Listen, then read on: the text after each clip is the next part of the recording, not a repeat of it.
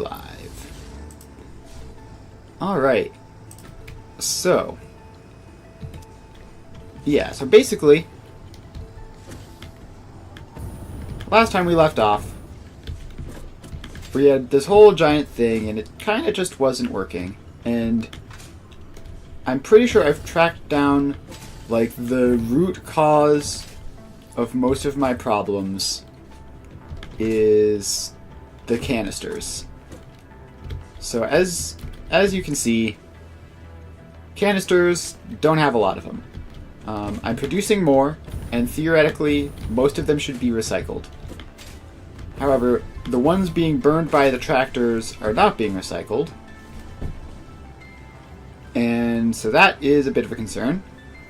But that's way less than I'm making. So I'm making, I believe, 60 canisters a minute. Let's just confirm that.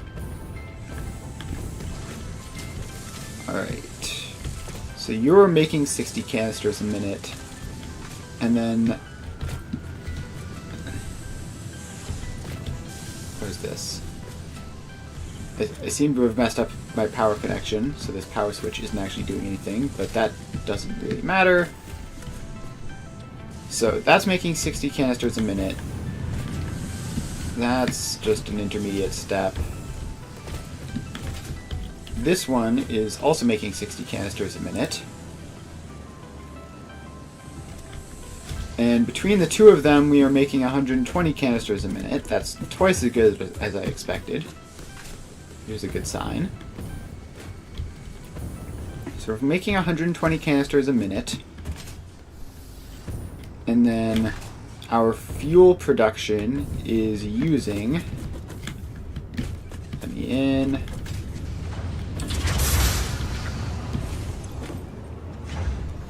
our fuel production is using 60 packaged water a minute to make 60 packaged fuel a minute. And the packaged fuel is mostly not being reverted to canisters. So the packaged fuel is mostly just sitting in truck stops and eventually being burned by trucks. Which means that this is basically canisters disappearing, never to return. Eventually the truck stops will fill, and this won't be as much of a problem, but in the short term that means we are making 60 canisters a minute, which is like 1 per second, and that means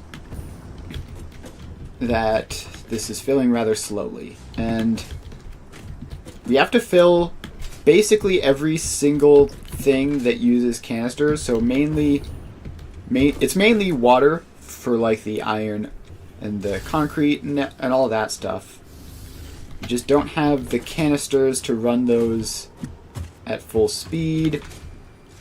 And all the canisters are being recycled. So I think eventually it should fill up and be fine. But as it is, this is getting 384 a minute, and I believe it could use up to 600. So that's... obviously we're not producing water at the maximum capacity we could be, and adding more floors currently doesn't do anything. Now I think, in principle, the only thing we would need to do is just wait. Like, in theory, the canister supply should be filling up. Like, which means everything that relies on canisters should be speeding up. Which means if we just, like, AFK this, it would be fine. But, like, let's do some calculations, right? This is 1, 2, 3, 4, 5, 6, 7, 8 by... this is 8 by 6, so that's 48. There's 48 slots here, which means since canisters stack up to 100, that's 4,800 canisters. Now, 4,800 divided by 60 is 80. So it would take like almost an hour and a half just to fill up this one truck station. However, I don't need to just fill up that one truck station. I need to fill up like all of the various truck stations everywhere. And I think they do need to be filled, or at least mostly filled, because if they aren't filled, then they won't be using enough. Like this, I believe, is the canister station for iron, for pure iron. This is getting 102 canisters a minute, and is obviously going to be recycling them straight back because they're filled with water there. But if it's getting 102 canisters a minute, then how much packaged water do we need? Just 40 per level, but there's a lot of levels. So if it's 40 packaged water per level, and we have, I need to step back and count. So we have this level, we have 1, 2, 3, 4, I want to say 4 levels. So if it's 40 per level and we have 4 levels, this needs 160 water. It's only getting 102. Which means it's working at like half capacity, slightly more than half capacity, which is no good. And I'm fairly certain the same story is going to be happening over at concrete. Now, how full does this have to be to get 160 a minute?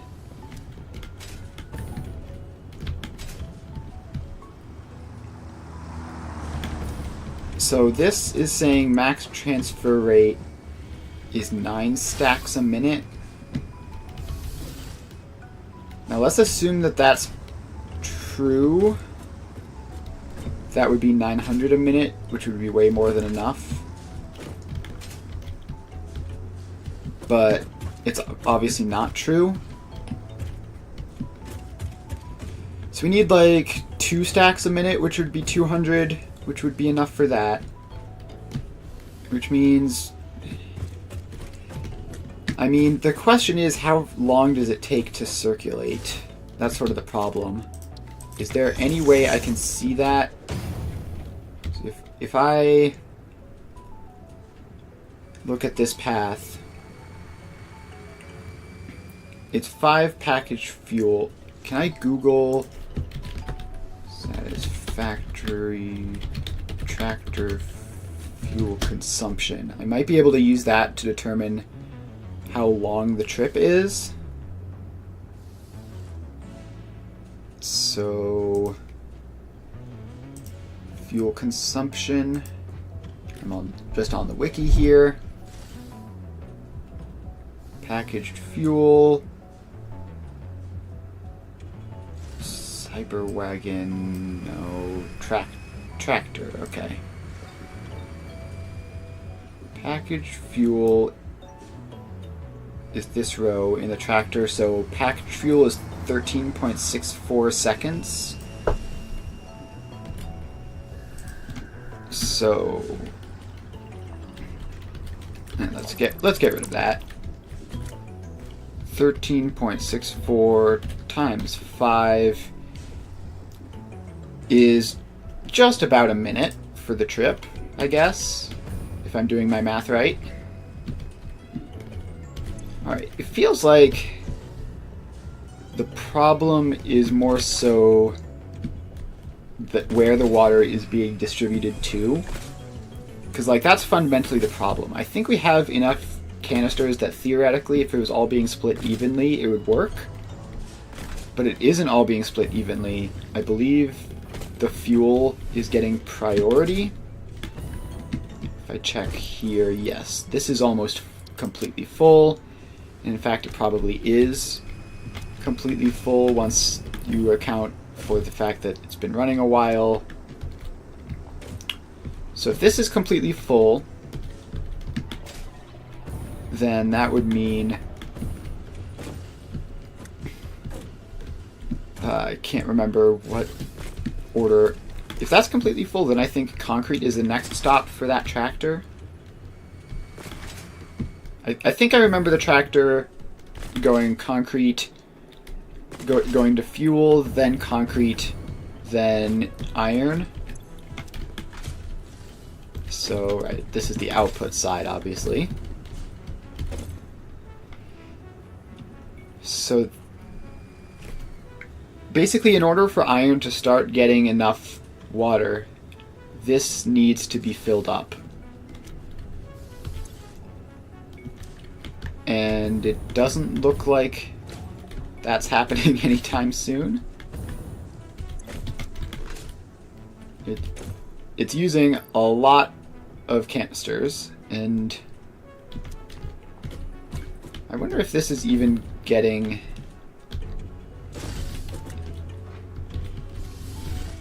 Oh, it's getting returned via factory cart? Ah, geez. That's probably no good.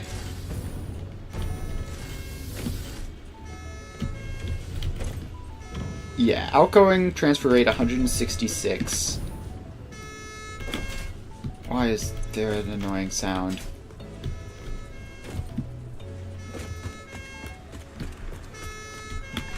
What the heck is that? Off stream, just before we started, I accidentally clicked a button that I think turned the sirens on the factory cart somewhere, but I don't know how to turn it off. So ignoring that annoying sound. This is 224 canisters in, and only 168 out, so this is like a major culprit here. I assume the water is the water is being brought in via tractor, but out via factory cart, which is probably not going to be good. Let's check how many factory carts do we even have on that route. Do I have one in my inventory? No. Let's just assume that it's not enough. And we need to start somewhere with fuel. Wait, no, we can just manually fuel it.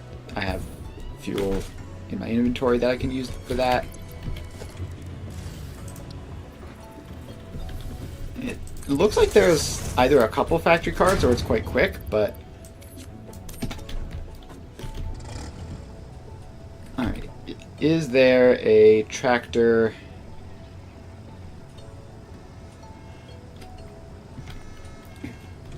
I don't believe so.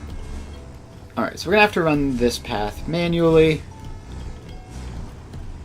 And then this tractor return should be enough. Start recording. Load cargo there.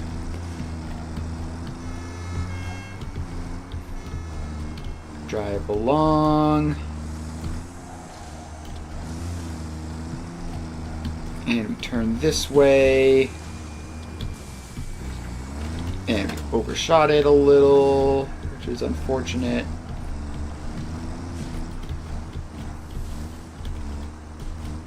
And then we stop there.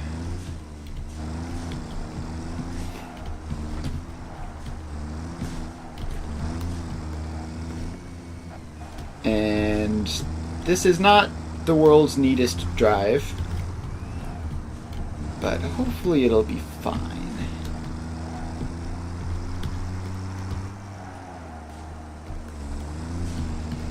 Alright.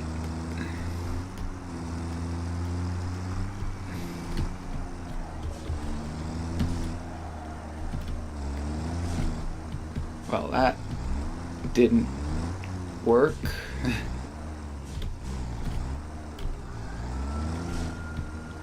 Alright, this path is awful in multiple ways.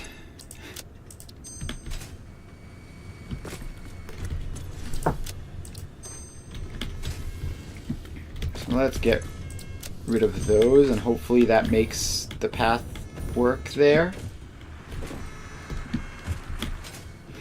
And then we're gonna have to remove a whole bunch of stuff around here.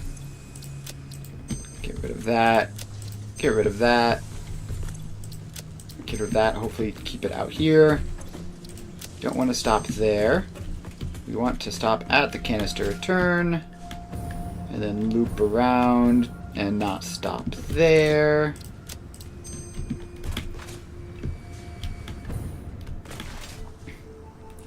And then loop back around and we should be good to go. And we're just gonna hope that this path works properly. Enable autopilot. Hide the path. And you have fun with that. Yep. Off you go. It'll figure itself out.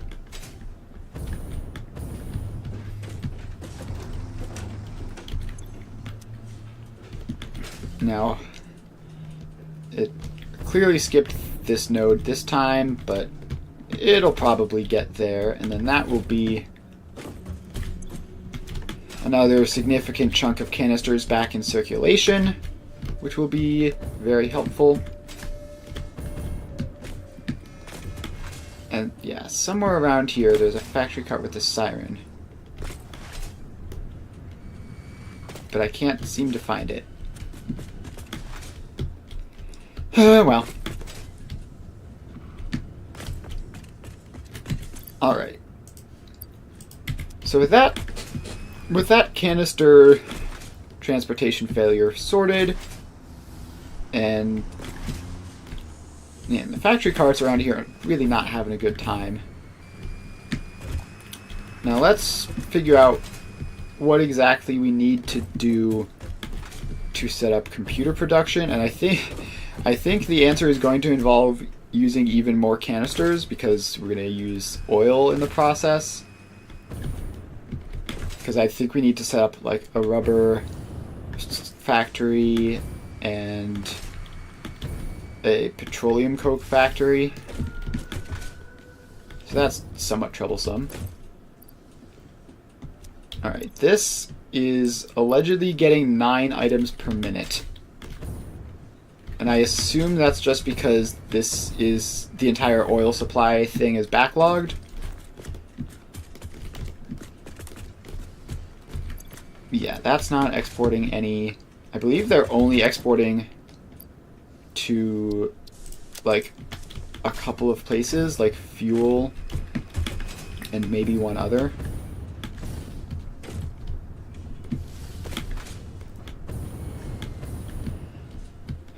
So oil setup should be fine, probably.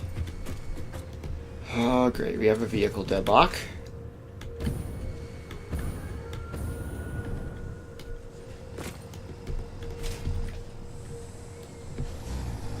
Alright.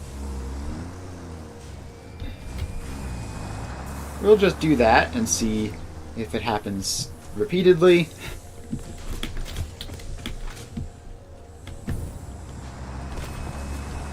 Yeah, this is the tractor I just made. It's going to be delivering a whole chunk of canisters.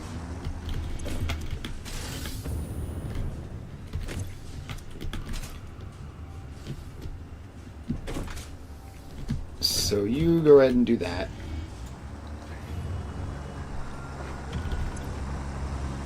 Yep, there we go. That's a lot of canisters in. And they're kind of draining slowly. Is that really? I guess that is 4 per second. Alright. Well, that should theoretically help a lot. And I have a couple stacks of canisters in my inventory that I can throw in as well.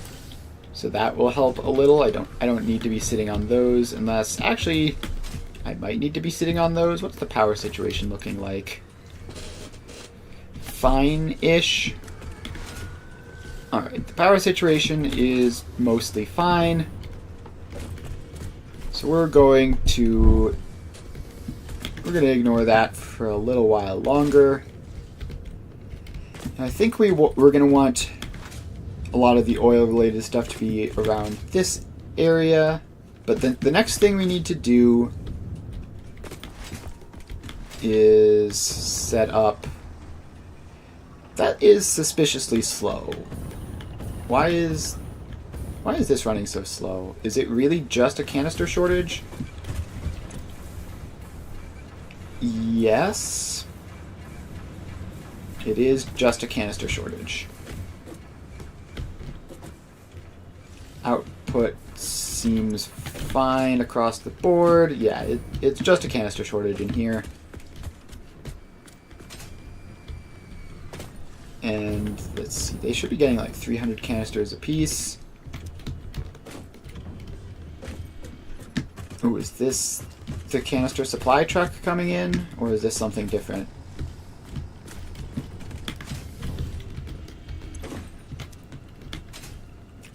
Right, well, let's stop getting distracted. What we need to be doing is we need to get Caterium.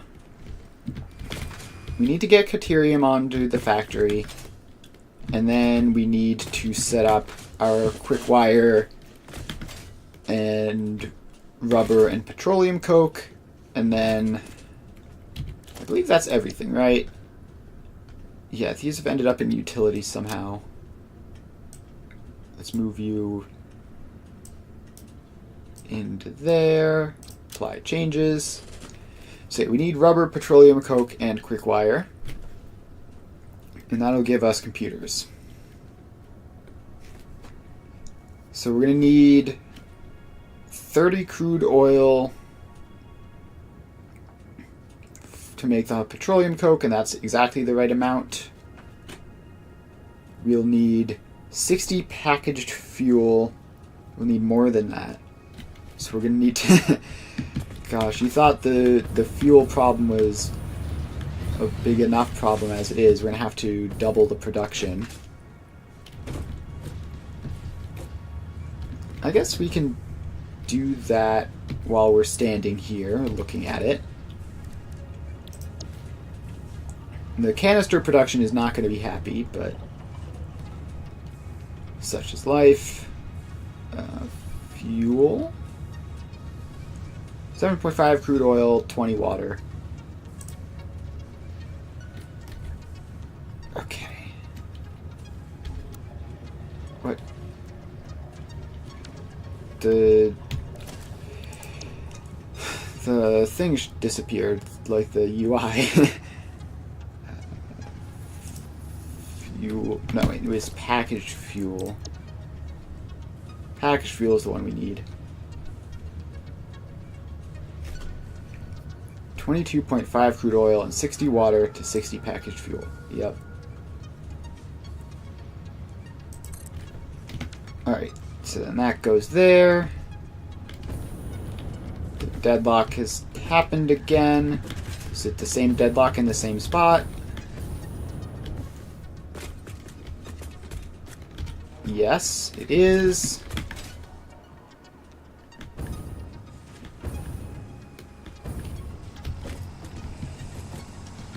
Alright. Well, that temporarily solves the problem, but yeah. It's moving hundreds of canisters, so we kind of just need it to be like that, I guess. For now, at least. How is it still moving hundreds of canisters? Surely this is not its first trip. Alright. Well, maybe fixing this has fixed all sorts of things magically. You know, outgoing is just 300 a minute for some reason.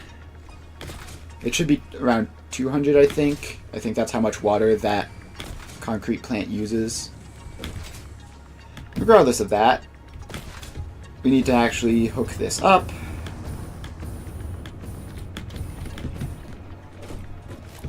And it's one of the annoying ones with the refinery sticking out the top, so we're going to have to fix that as well.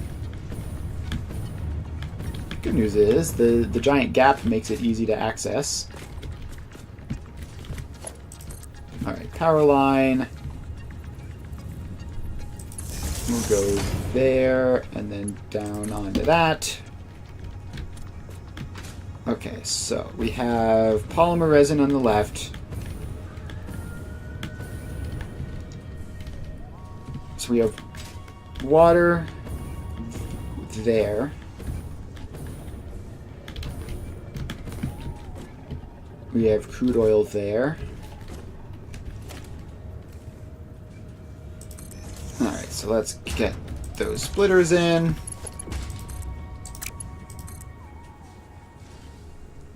Have them go up to approximately the right height. It's hard to tell, but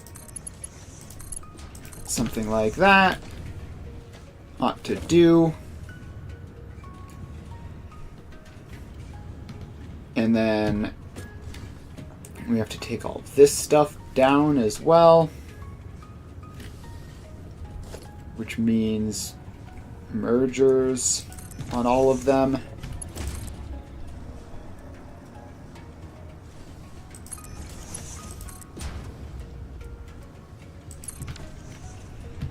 Okay. Will that work? No. I need to get up there. Let's climb this mess of conveyor belts. Gosh, I cannot wait for, I think, literally tomorrow, when the vertical splitters and blueprint snapping comes out, and I should hopefully be able to just straight up automate the blueprints connecting in. How is that still too steep? They're literally... Alright, it's ever so slightly lower. Because of course it is.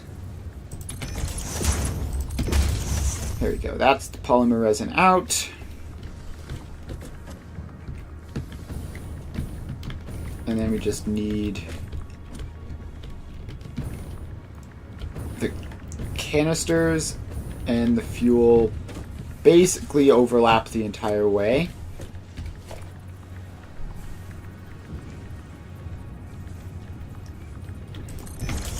So let's just try to do this. That's gonna be the fuel, which can do that, I guess.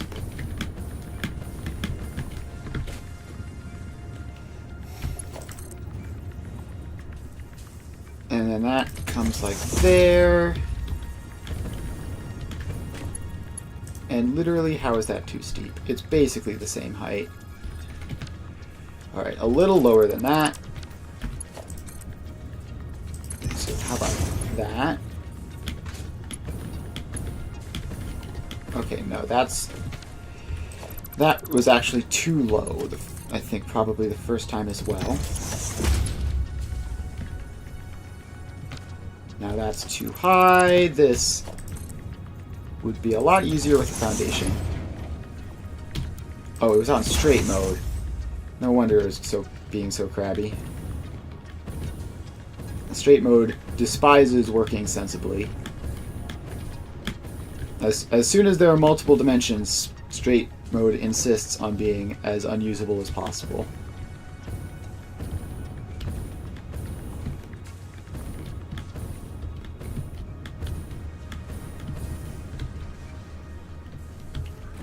Wait. Stop. That's fuel. We almost just made a catastrophic mistake.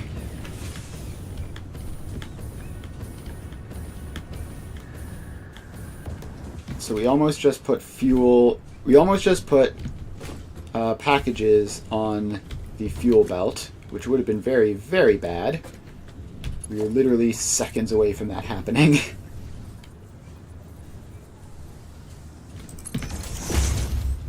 Alright, so this is the fuel, and it can do that. Alright, so that is the fuel going onto the fuel belt. Now we just need to get something on the packages belt, which, see, it doesn't work there where it doesn't only partially clips. It does work here where it clips much more severely. So thanks for that.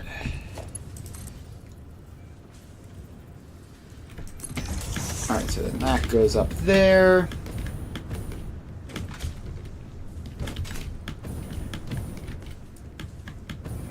And we have to work the rest of the way up.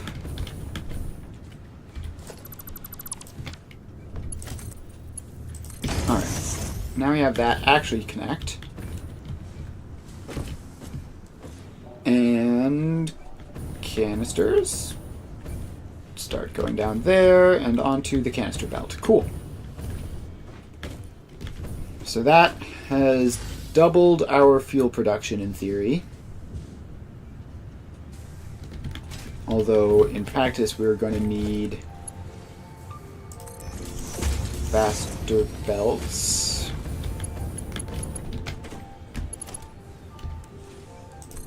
So just making that a Mark II belt should be enough. This is now running at full Mark II speed. And as far as the inputs are concerned, we're probably going to need to do the same with the water. Mark II up to the point where they split, at which point they can be Mark I.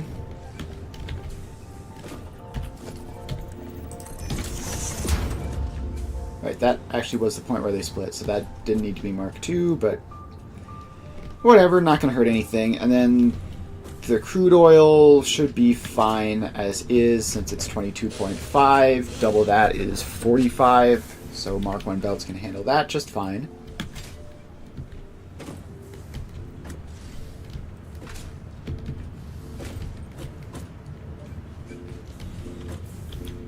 And the... how much...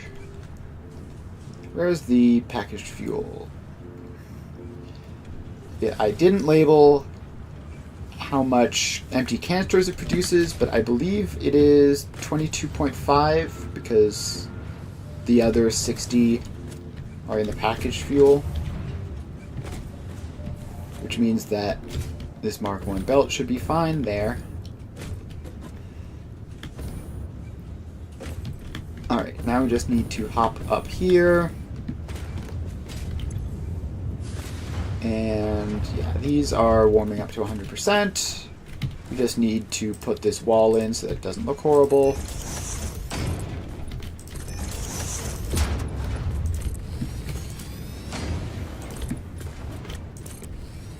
So the thing is, I'm going to have to redo like all of my blueprints once 1.1 comes out, because all of them are just kind of, because all of them are manual at the moment. I'm definitely going to need to update them to incorporate like automatic connections, which will definitely be very convenient in the long term, but it will mean remaking a large number of blueprints. Alright, our packaged fuel is now using all of the water packages, which is fun. I hate to see it, but I mean, eventually this will fill up and we'll only be using like 10 or 20 actual fuel a minute that are being destroyed, because this extra 60 packaged fuel a minute is for rubber, and where is it in here? Yeah, so this returns the canisters, which means that it's not really a concern. We're also going to have to do another chunk for plastic, which is pretty annoying, but whatever. We're really going to need to upgrade our fuel production substantially, which I think I'm going to wait for that until 1.1 comes out, which I believe was literally tomorrow. So once that happens, then we can make our blueprints even easier to scale. Then we can do a whole lot of that, and it'll be fine. For now, though, the next thing we need to do is actually set up the oil, or the rubber production. So we need to set up the rubber production, we need to bring quickwire onto the base, and then we need to set up petroleum coke production. And that should be relatively easy, and then we'll be all good to go. Actually, would it be easier to set up the new fuel spots by the plastic and rubber production? Maybe. Maybe that would be easier. But yeah, fuel is definitely starting to fill up. It's actually really close to filling up. Which means we should be able to get our full output to the rubber setup. Which, let's just do that now, I guess. So we're going to take this area here, I think. Maybe this area over here, even. Let's expand that out. And yeah, let's use this spot here for rubber, that spot there for petroleum coke, and then somewhere in that vicinity for the computers. So let's... Feels like it's been a while since I set up this whole type of thing, although it probably hasn't. Feels like it's been a while since I've played in general, even though it definitely hasn't been an unusual amount of time. So we put the foundations in.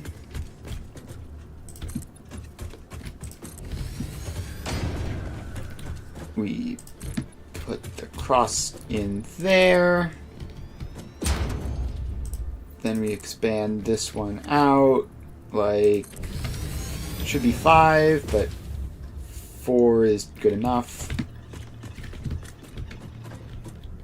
Alright, and then this lines up onto that, or does it line up onto? Yeah, I think onto that. Please.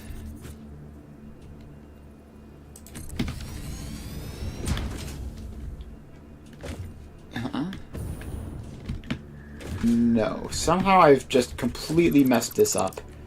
And this is one too far over.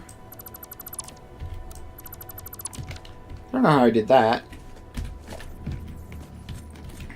So this line extends out that way. Then this one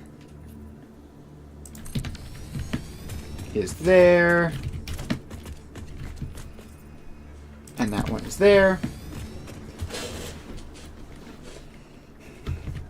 And then we have a truck stop in one of them. Alright.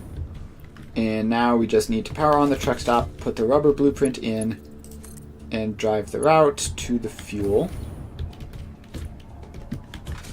And to the canister return, obviously.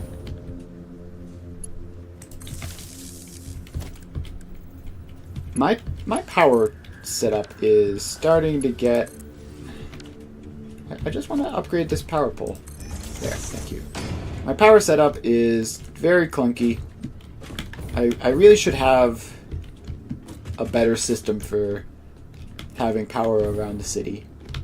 But I don't, so just do it like that.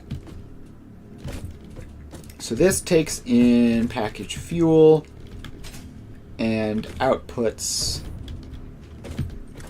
Oh, we need another one, right? No, don't do that. Do that. Alright, so then this left one, which the convention I'm doing is that the left one is the input and the right one is the output. So the left one takes in packaged fuel. The right one outputs rubber and canisters. And we just put the recycled rubber blueprint in. Not like that on this one.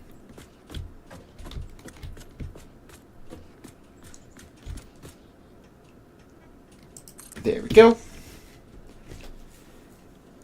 It has been placed. And it's been a while since we've had one of those deadlocks, so that's fun. I've said that, knowing that I'm jinxing it, by the way. Alright, so this takes in packaged fuel, which I assume is this one over here. Yes, that's the only input.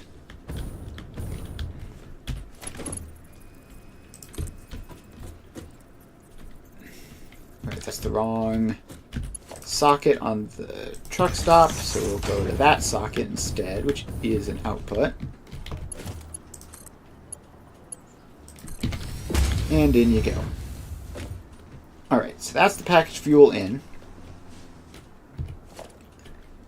Then the output is just rubber and canisters?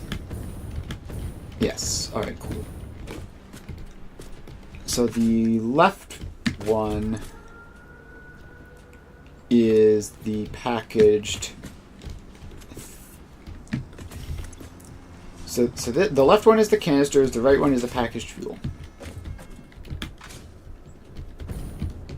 Wait, what?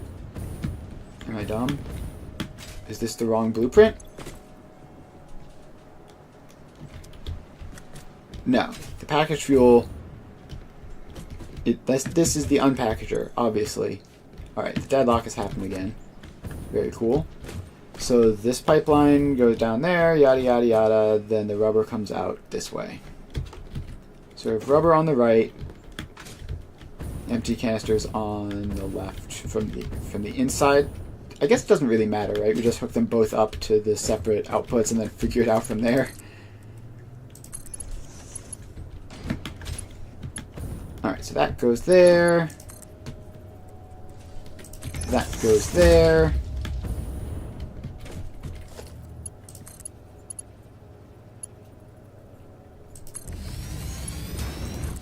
And they both snap onto the wall.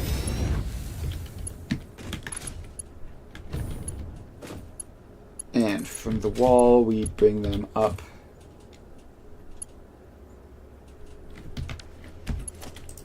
I guess this would be better just to prevent clipping.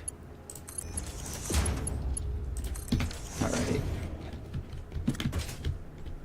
Yeah, this deadlock needs to stop. What are you?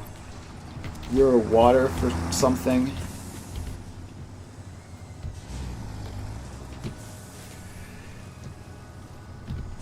Alright. How much... No, I'm going to look at the inventory.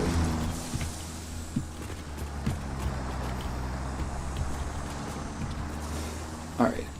I think the way to solve this is not dismantle mode blueprint. I think the way to solve this is by taking you out and this was the concrete water return, right? So we can just assign like a couple more factory carts to that line and then it will be fine. So let's do that. Let's make a couple factory carts.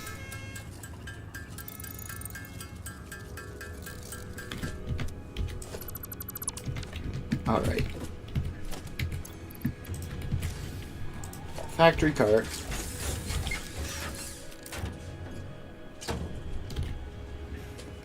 Load path. Okay, it should be concrete canister return. There's already 3 carts on that path.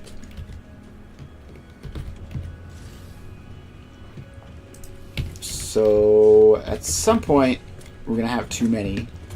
But we can bump that up to 5 and see if that works. Load path.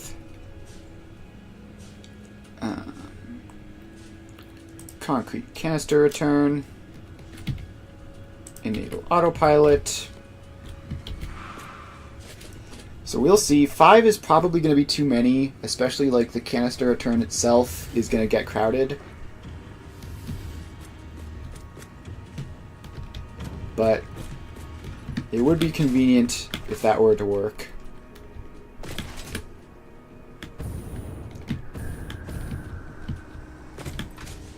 Alright, where were we? Is this what we just set up? Yes.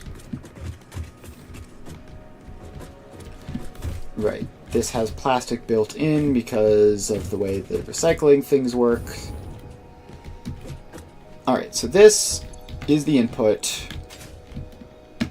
We need packaged fuel into here. I believe we decided we always go counterclockwise around these.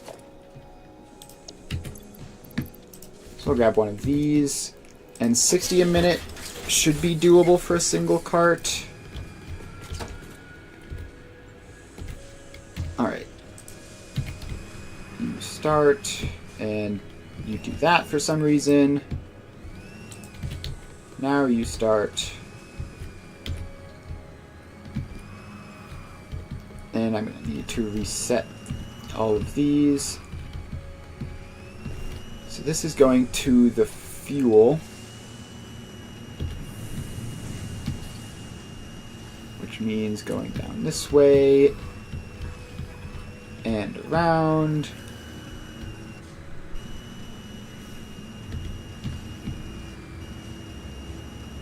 And this is the fuel stop, which we always go counterclockwise around stops. Which means we need to be going in through here.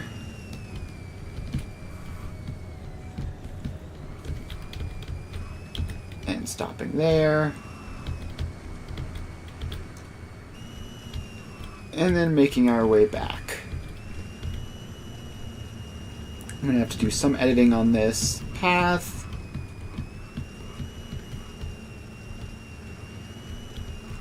But there we are. Alright, so this goes around there.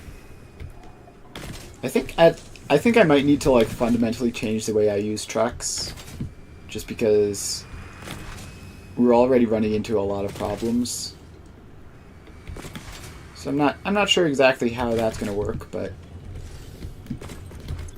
we might end up completely redoing like the way the truck stops are shaped, for example, to accommodate better roads that don't break when we use them. Like, it would be really nice to just solve deadlocks by having everything go in a predictable way. Alright, we don't want to stop here, wherever that is. And so we go around here and back in. Alright, save path, fuel to rubber, enable autopilot, hide the path nodes, and off you go. So you will eventually find your way.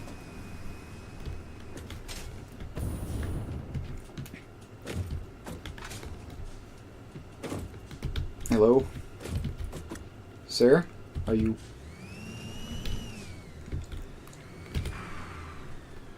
Alright. It does appear to be self-driving now.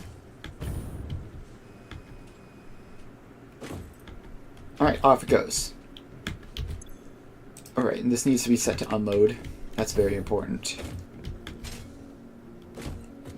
That's very important that this be unload. Alright. Now we need to figure out which one of these two is the canister return. I believe it is this one, right? Because it just comes directly from the packager. Yes, directly from the packager and out. Also, we need to power on this production line, which...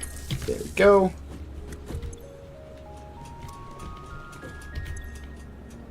Why are these moving now? Shouldn't they have been either fully been moving for a while now? And not just like 14? Or... yeah, that's weird. Alright. Let's not think too hard about that. Now, this right one is the package return. And it goes into this one. So, we need to craft some more factory carts. We need an endless supply of these dumb things. And they can't be auto-crafted, so... Alright, so we have those. Put one in the hand. Plop it down. Now this is just going to the package return, which... hang on, is that it right over there? Yes. So it's literally just going across the road. Surely nothing horrible will go wrong here. Why do these always do that? Delete that. Start going for real this time. Load there. Cross the road. Into the package return.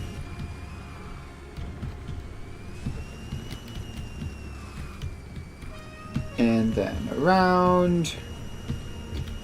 I accidentally trigger a random thing. And... right, we need... alright. Well, we're doing this a bit wrong, but that's fine. Alright, so that goes around the whole way. Let's see, we close that. This is all correct. This stop was wrong.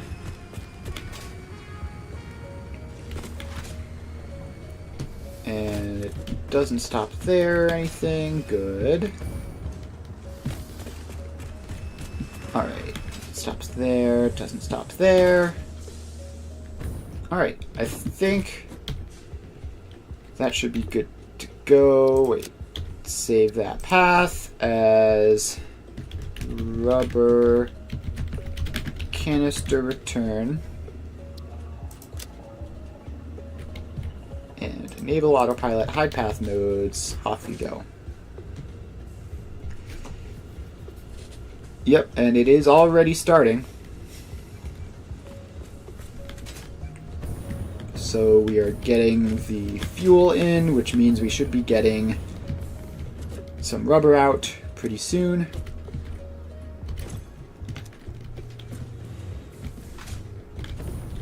So let's wait to make sure that happens properly.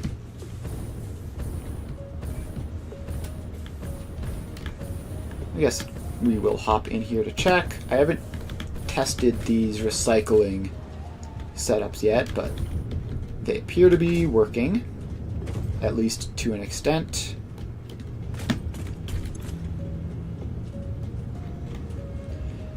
So this has converted that entire... all the packaged fuel it received has been converted already, which means it definitely didn't get a full stack. Also, we're deadlocking again.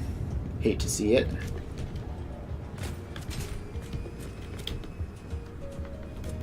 Alright. Where's the deadlock now?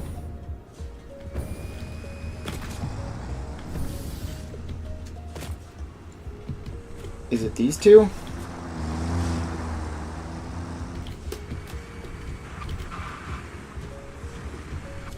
What the heck? Is it these three? I think the canister... No, it's these two.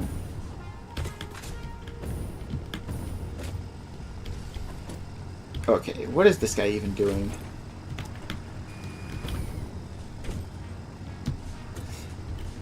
What are you even doing? You're taking canisters to somewhere.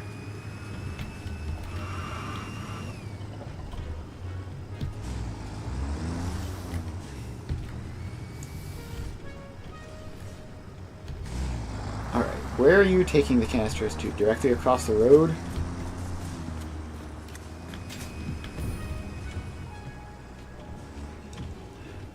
Alright. So you need to not be on the wrong side of the road. I guess that's the problem. Yeah, this is doing it wrong, basically.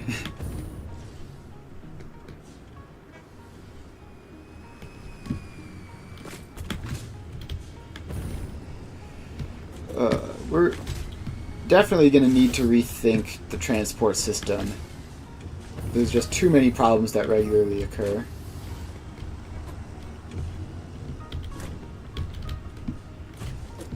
Speaking of problems, how is this water system going?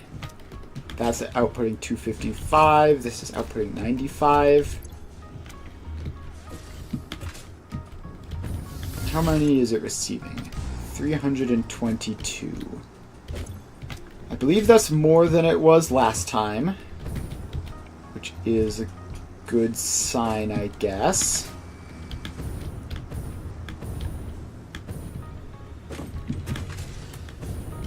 But yeah, at this point, all of our production is going into fuel. All of our canisters are going into fuel right now. And all of our fuel is going to various places. And see, this is the problem with having a system with a huge number of basically manifolds with massive buffers, is that this sort of stuff happens all the time.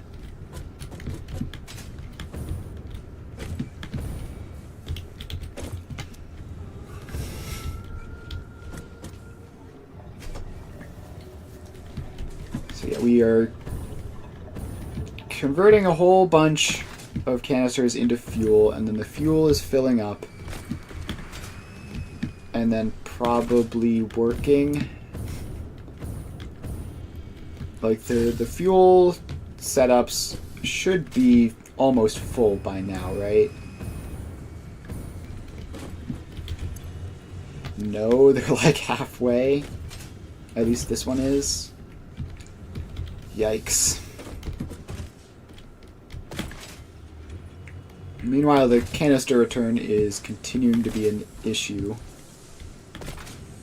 Just in terms of backlogs, so many things go around here.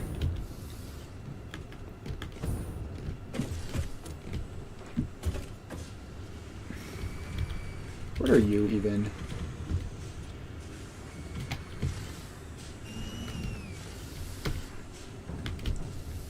Yeah, this backlog is getting ridiculous. We're gonna need to run a dedicated tractor that just goes around and picks up a bunch of canister returns all in one tractor, instead of having like 17 different factory carts going to 17 different locations.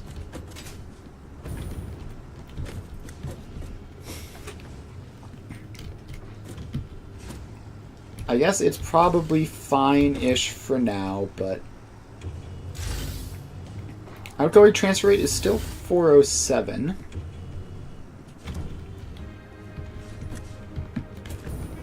It's probably... Yes, this is now getting incoming transfer rate 131. So this is where all the canisters are going. They're all going to fuel production. literally every single one.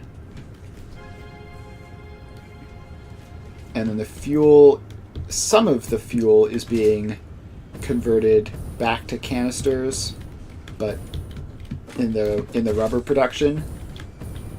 But this isn't running at full speed anyway.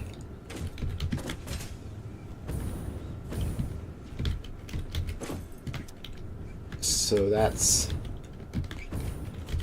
yeah, definitely the factory is struggling at the moment. We're going to need to do a significant redesign of the transport system, which hopefully won't cause too many problems, but I'm gonna have to think about how exactly to do that. Like, just upgrading tractors isn't going to be enough. We need more of everything. We need the problem is all the effective manifolds, basically. That's like the main issue, is that we have to wait for all of the fuel to fill up before we have spare canisters. And once we have spare canisters, we'll have to wait for all of the various things that use canisters to fill up.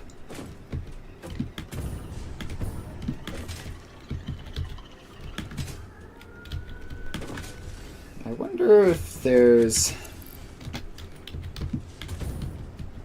nah, I have no idea how to fix this as is. So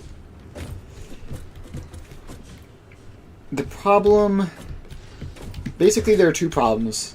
The one problem is congestion and preventing deadlocks, and also stuff like this.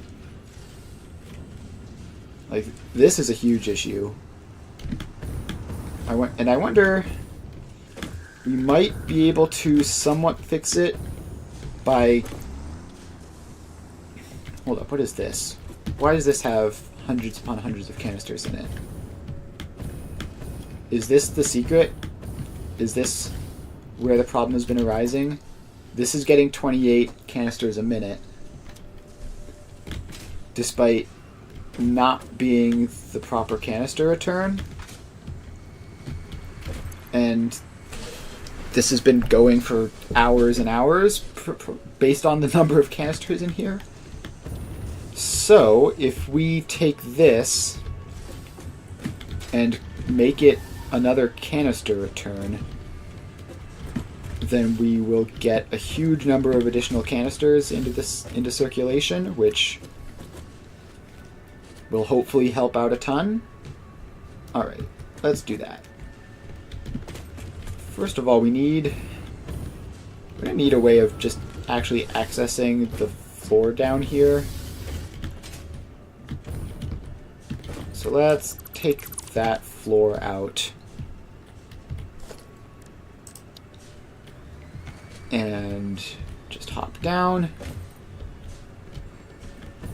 Alright, so this is the whole setup we have.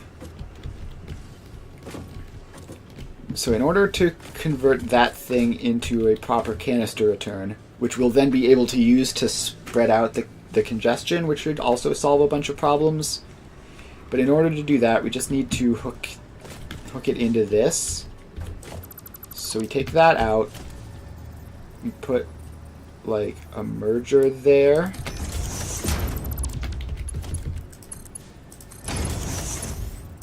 And then we convert that in there. Take that over. Now we just need to get a floor hole through at the correct location over there. So this is the one. And it outputs here.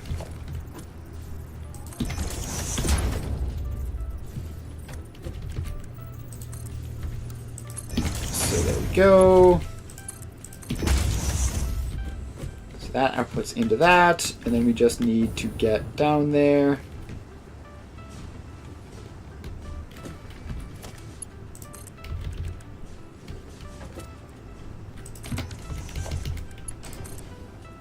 So then this comes along this way and into that. And we have just successfully added thousands of canisters into the system, which is fantastic. It's not going to be enough. Like, I want these storage containers to be filled up with canisters so that nothing breaks when we do expansions. But for now, hopefully this will help alleviate the crisis in the short term. And I wonder if there are any other random spots where extra canisters are piling up for whatever reason. Is there any way to make this like a deliberate access point that isn't just a hole in the ground? Who knows? Well, the line here isn't like expanding out to infinity.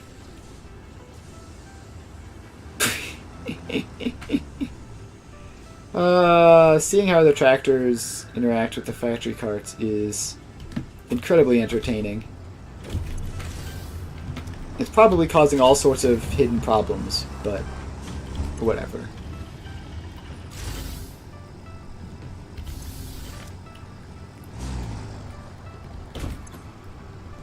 So yeah, now we have way more canisters cycling through. And it'll take a while for that to drain.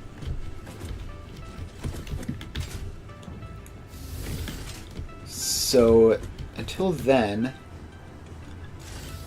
we're still only getting effectively 60 new canisters into the system.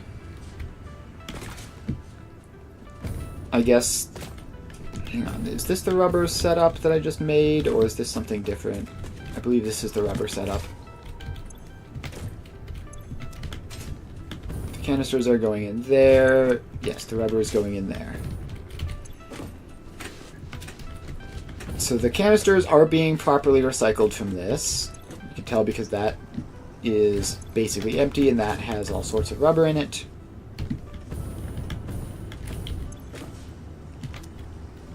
As far as inputs, though, this is not getting enough fuel. Presumably just because of how the fuel is being distributed.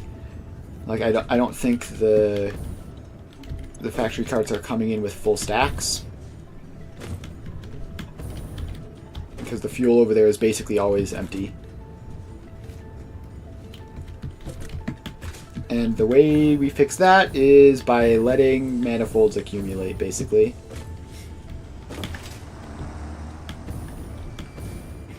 So if we check over here, yeah, this is outgoing 113 per minute. It's basically running as fast as it can and is still completely empty most of the time. So yeah, honestly, we just need to wait, basically. I think most of the things in this factory are functioning. They're just taking a while to filter through. Once we do have a significant backlog of canisters, like those industrial storage containers down there are full, once that happens, we should be able to do more expansion without breaking things. Until then, though, we need... So we have our rubber set up. We're not going to go all the way on, like... We're not going to use the full computer capacity, I think. So the next thing we need to do is add in petroleum coke. So let's put this road in here. And yeah, it actually, a lot of things are working out here. So like, first of all, we're hitting the congestion problems. So we're gonna need to fix that. We're also, once we have computers set up, we're gonna unlock the next tier of blueprints. So we're gonna be able to start using those, and that'll involve changing the size of these plots And also 1.1 is coming out, and we'll be changing things for that. So, like, everything is coming together really quickly for us to basically restart soon. So, yeah. The fact that we're also running into the congestion problems now is actually a good thing, because it means we can plan around them for when we update to the next designs.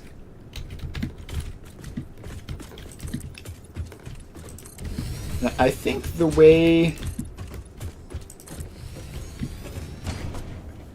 I'm just trying to think of how we solve the congestion problems. So the way you solve them with trains, for example, is by making sure that in any given particular location, things are only moving one way. So I guess I could... And where that runs into problems with the trucks is the intersections. So when... Yeah, so... I'm just trying to think of, like, I could easily convert all of my roads to one-way roads just by turning, like, currently sort of unofficial left and right lanes into actual officially things divided by barriers. And then,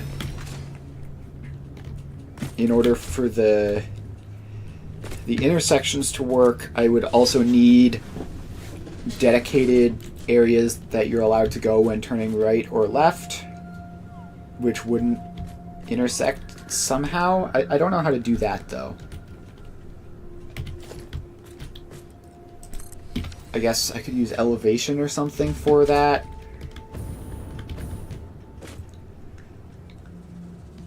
Like, the problem is, right, if I'm going along...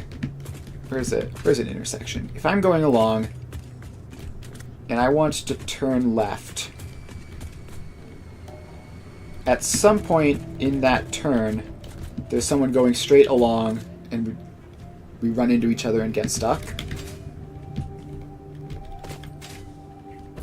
And I don't entirely know how to fix that. I guess maybe if all the streets are truly one-way streets, then any given intersection,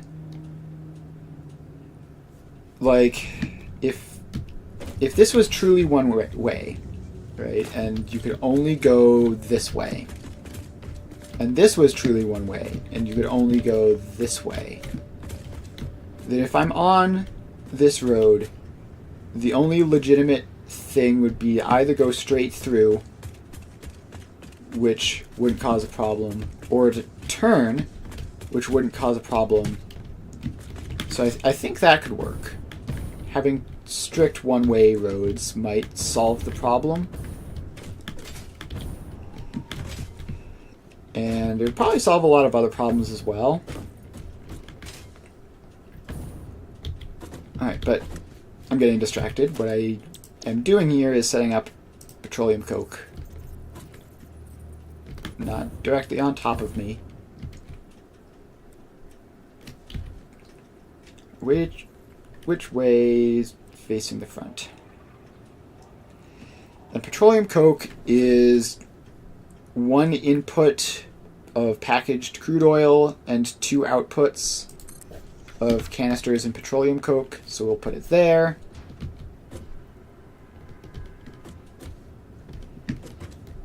And wait, actually, no, stop, please. Let me look at my blueprints. The computer's blueprint is rubber, petroleum coke, and quick wire. So if I have the petroleum coke, if I just have this be the computer setup, then I need to import rubber, crude oil, and quick wire. That's 3 imports, which would be too many. Okay. So that's another thing we're going to need to fix, by the way, is, like, currently we have a pretty harsh limitation on how many things we can successfully import to a given block, which is likely to cause problems in the future.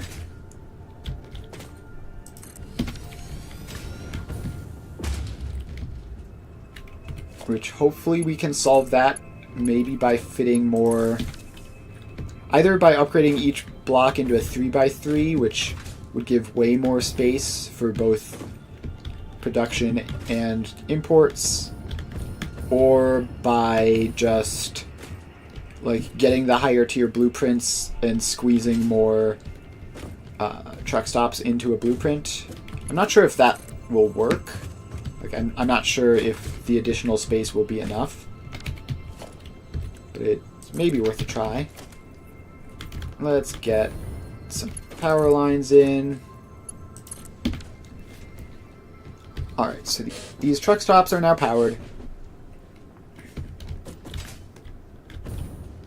And, alright, this technically has 3 outputs, one of which is polymer resin, which we don't need. So the input is this one for some reason. I remember knowing that would be weird and annoying when I came back to it, when I was building that. Alright, so that's the input. Done. And then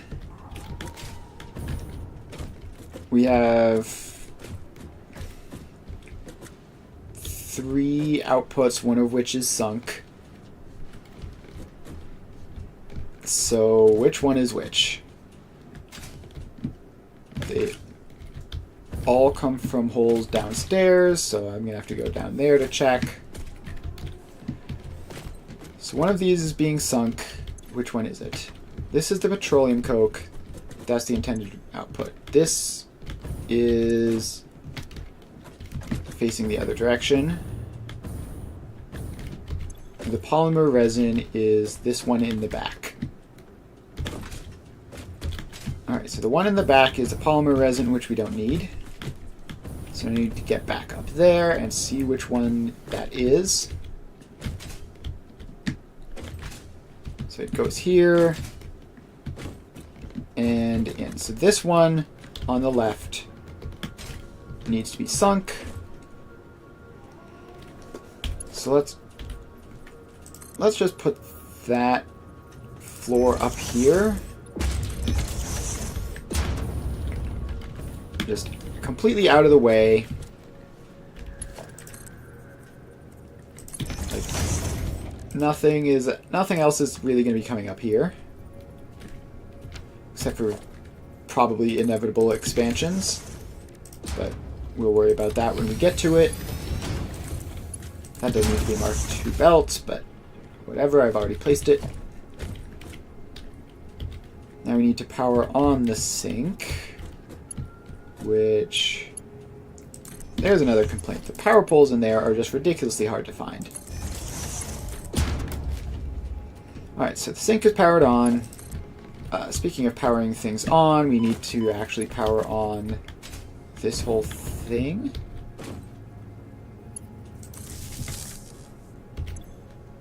Alright, cool. That is that. And then we just have to take the other 2 outputs over there.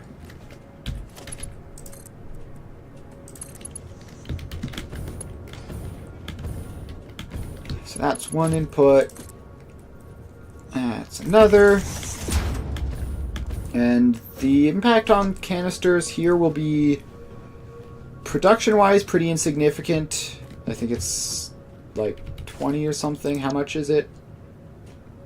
Petroleum coke. Oh, it's 30. That's actually not trivial. It's not huge, but it is definitely a number. But more annoyingly is we're going to be hooking up yet another thing to the canisters. Alright, so that goes there. Then this one has to drop a tiny bit. Come over, and then up and in. And one of these 2 is the petroleum coke, which will need more speed, but we'll figure that out when it comes to it. So what we need to do now is attach this up to the crude oil supply. And the crude oil is here. So either one of these stops, I think, yes. Either one of these stops will do for the crude oil. And we just need to get it right over there. Quite close. Let's get this weird gap out of this intersection.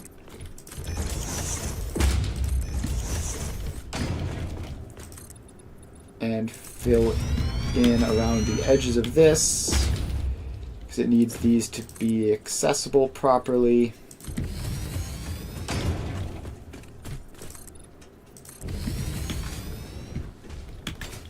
Alright, and then we need to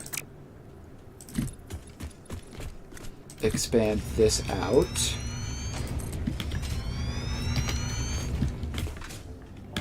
Alright, so we take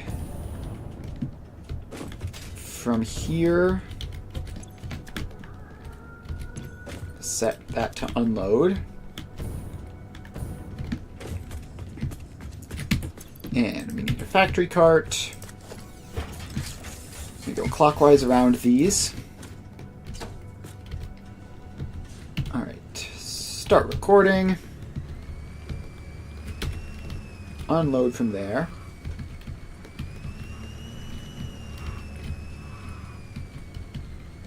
Alright. Then we come along this way, I guess. Let's sneak through this alley. What could possibly go wrong? Okay. Quick spin out there. Wouldn't be a trip in a factory cart without one. We stop at that one. We go counterclockwise around. Then we get out onto this street, because it's a perfectly functional street. And then we curve around here and in there.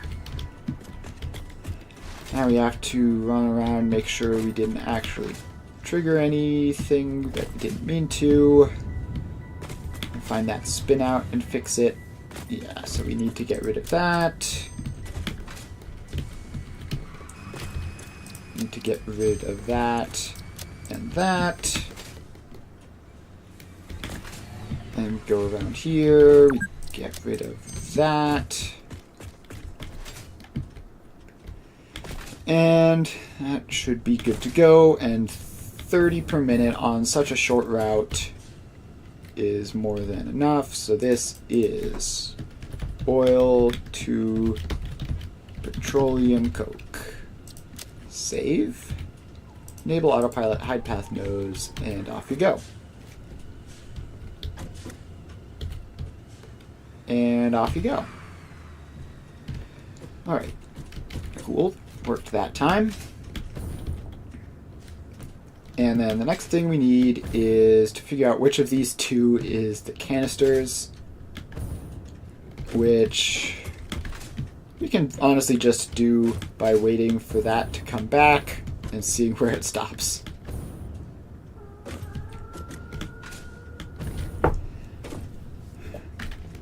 Alright, so yeah, we need to think up.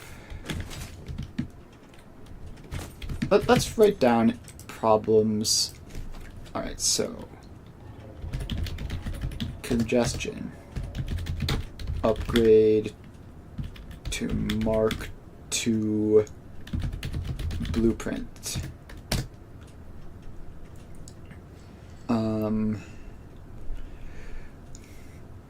What other problems were there? I don't know. I'll think of them. I'll think of them eventually. Oh, right. The third one was upgrade to 1.1. So those are the three things we need to sort out. for the semi-distant-ish future. Alright, this is the factory cart coming along. So it will pull into there. And we have crude oil. Cool. And I still have no way of easily checking where it actually goes, because it is incredibly convoluted.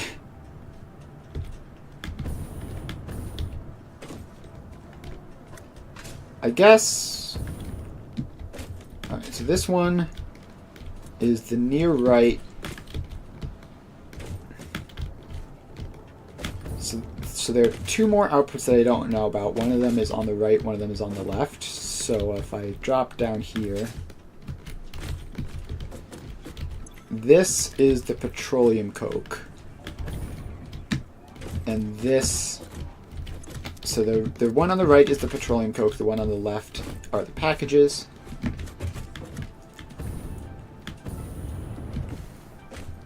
So this one needs to be Mark II, because it's the petroleum coke at 120.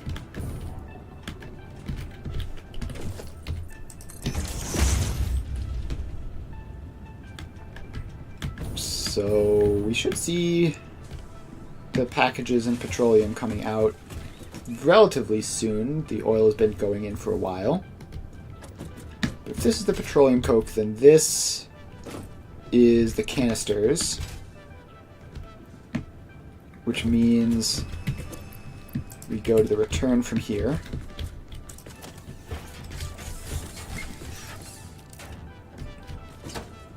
Alright. Start recording. Yep, it does that every time, seemingly. So we load that up. We go counterclockwise around here. We go here. Then we drive down this way. And where on earth did I put the package return? Is this it here? Yes. Alright. Let's back them up.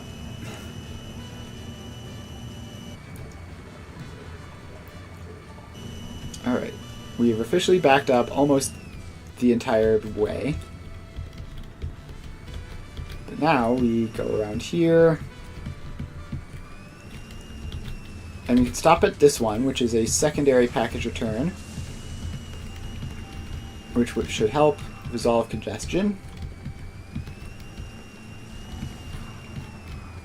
And now we go along this way. Accidentally drive into the wrong thing. And I think we go around this way. Yes. And we spin out.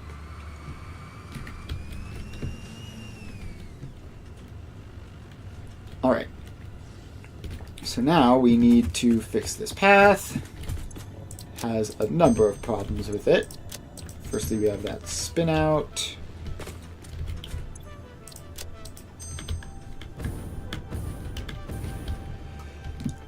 Alright, then we have to run along and see what other truck stops I triggered.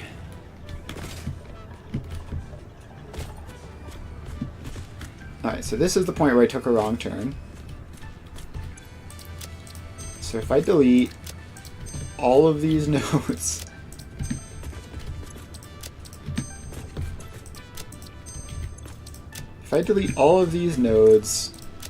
then it won't go down this way.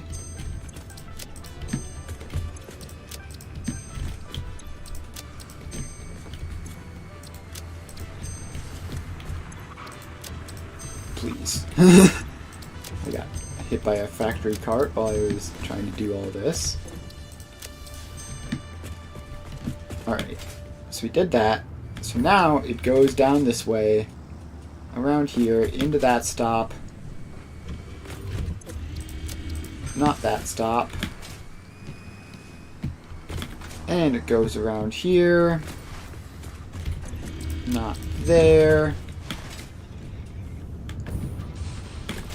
And we should be good to go with that.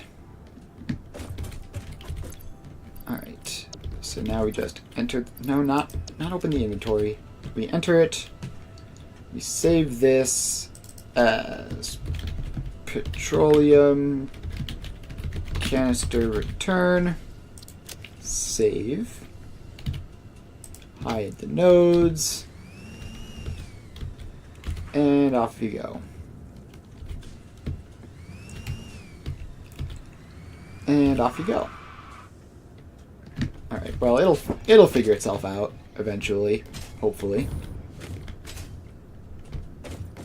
Did I enable... I did not enable autopilot. That's the problem. Alright, off you go. And this is filling up with canisters. And this is filling up with petroleum. Nice.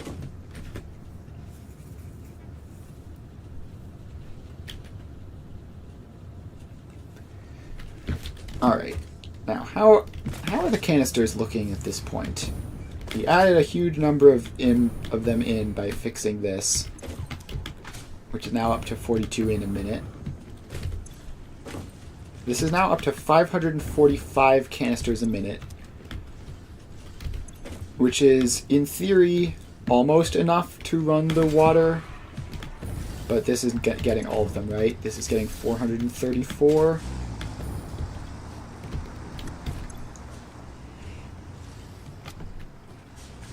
Which is still quite a lot. Still going quite well.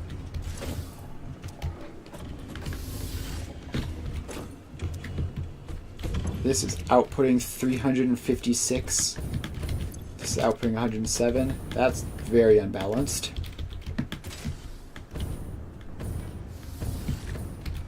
This one is incoming 334.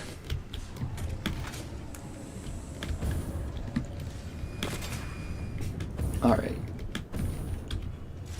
So we have petroleum.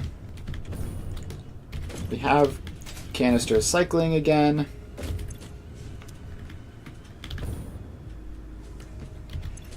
That's outgoing 99 per minute. And this should be incoming 99-ish a minute as well. Incoming 60 a minute. Okay. That's interesting. I'm not sure why. I guess this is just a longer trip.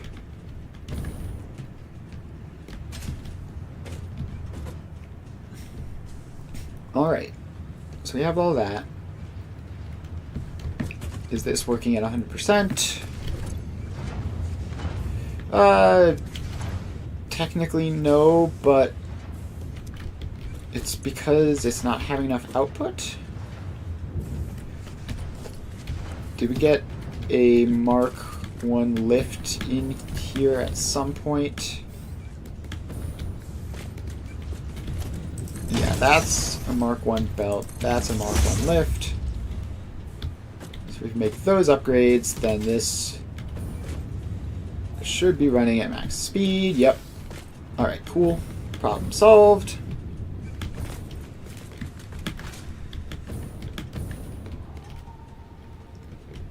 And yeah, now we have petroleum coke production. So that's nice. I might technically want to branch some of this off into dimensional storage, but it's probably fine as is. How's the rubber going? Canisters return looking fine. Plenty of rubber.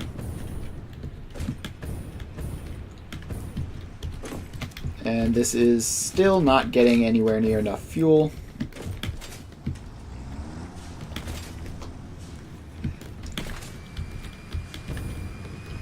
But, I mean, I could upgrade canister production again, but, like, at some point, what good does it do? Like, I don't know.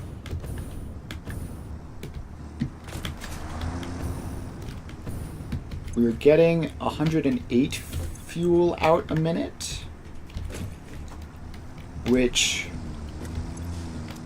isn't 120, which means either this isn't producing enough or things have started to chill on the demand side. That's producing 60 a minute.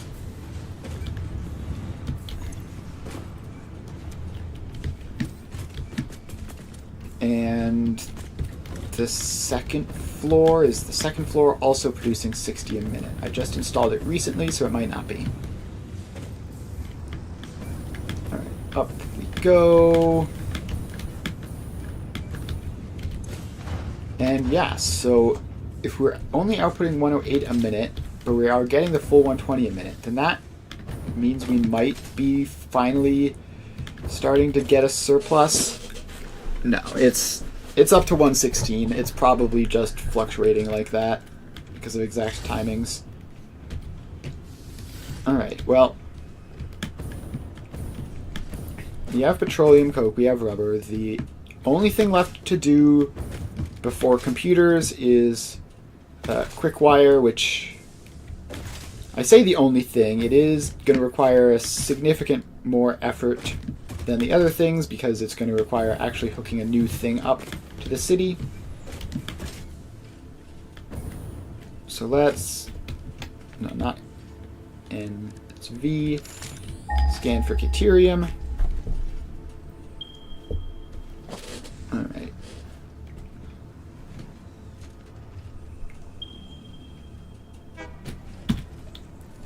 So there's a whole bunch of deuterium in various places.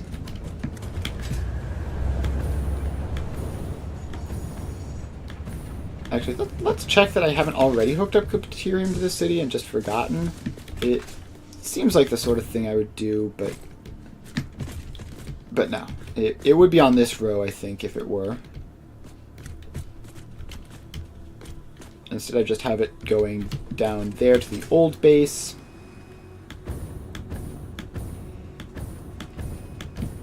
So let's fly down there.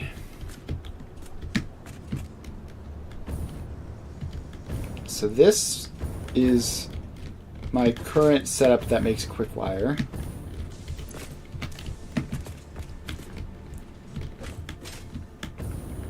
So I just need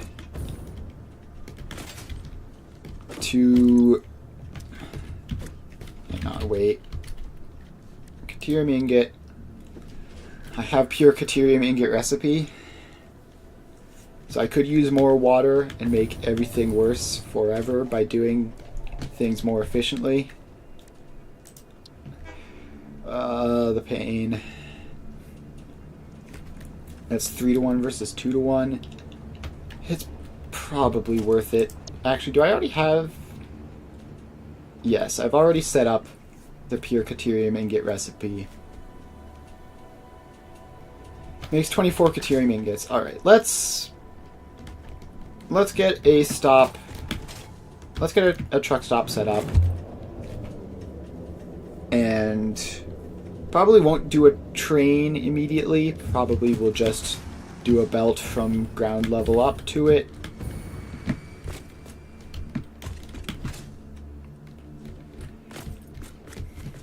So I guess the deuterium stop could really be anywhere. It can be in here, right? This is going to be enough space. Yeah, let's put this in. I do want it to line up to that, which would be centered on this line here. Yes. I just need to actually get it to snap in properly instead of doing whatever it wants to be doing. Alright, so that's in. And we put a truck stop on. And we power the truck stops. And check power usage, still fine-ish. Alright. Now we put the loop around this.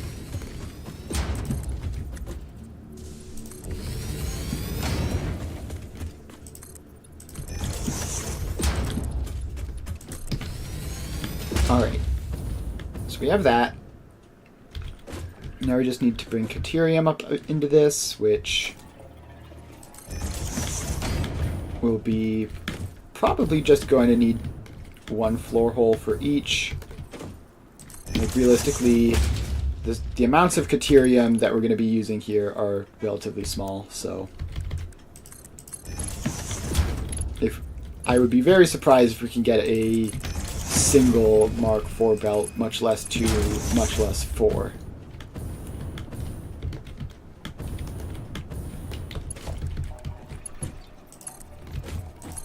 Alright, so there we go. That's all set up.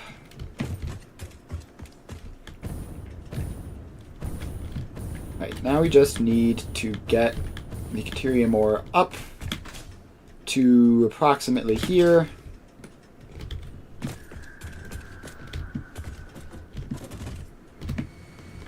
Which I guess will involve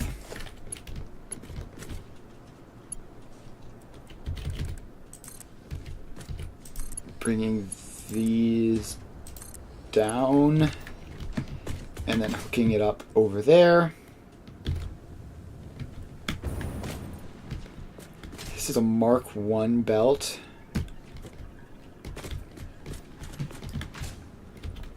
Alright, well, let's take this over.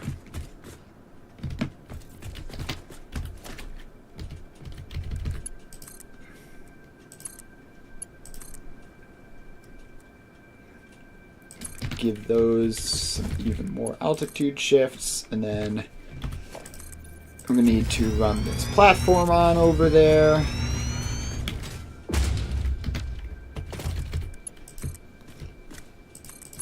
Alright, so then these two come down. We're going to split into them.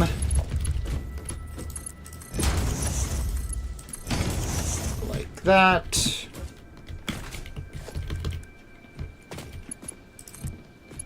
And then take this all the way into that splitter.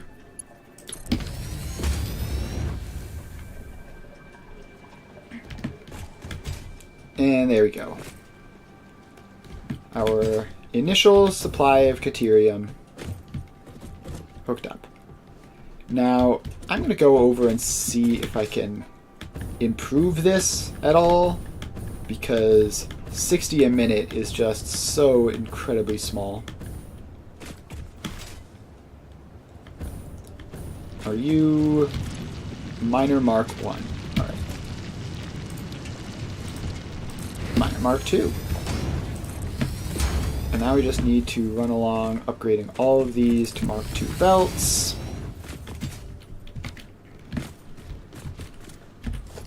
And Mark 2 conveyor lifts.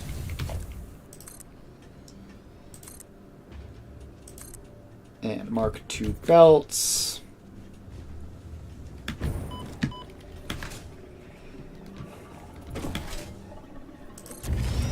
And keep the upgrades coming. We're almost there. So that's that conveyor lift. Alright, we might have just about made it. Just need that last little bit. And now this should be... Yep, you can tell I'm not moving relative to the Caterium, which means it's running at max capacity. Or at least it's running... It's not running below the belt's max capacity is what I mean by that. Obviously, this part is not running at max capacity. But now we're at least getting 2 belts of 60 up there, as opposed to 2 belts of 30. Which means I can stop at just one of the truck stops and be fine.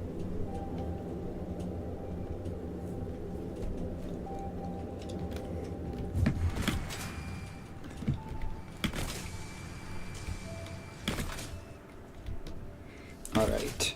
Let's check on the water supplies. That's up to 370, which I believe is an improvement. That's down to 98, which I think is a decrease. But the input is 482. Alright, we are definitely making progress on the canisters. Yeah, this is outgoing 583. How about the fuel? Are we starting to stockpile any fuel here? No. Still hovering around the hundreds-ish.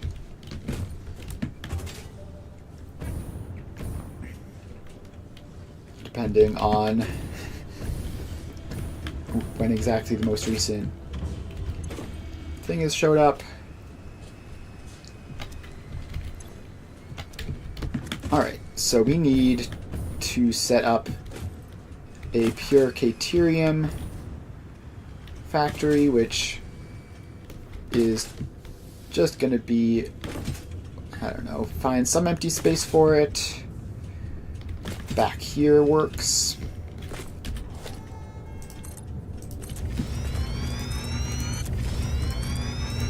Alright, so this road expands out. We'll run this road all the way along. Seems like a reasonable thing to do.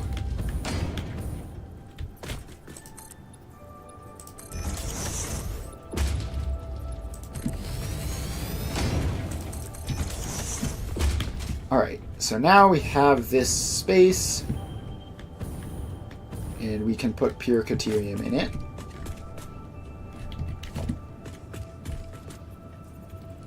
So this lines up here. And we skip one, and this lines up. Lines up with this line that I'm standing on.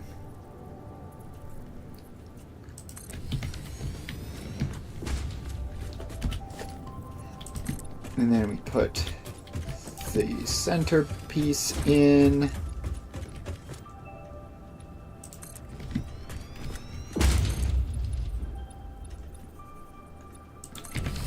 And then we put the couple back ones in.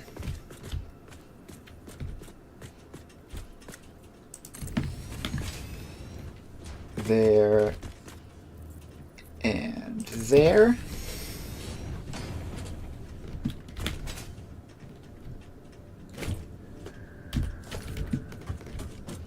And then we put the sides in.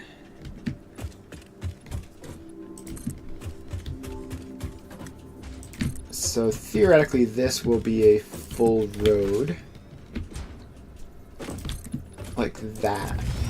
So we need to expand this road out to pass by it. We need to expand this road out to pass by it.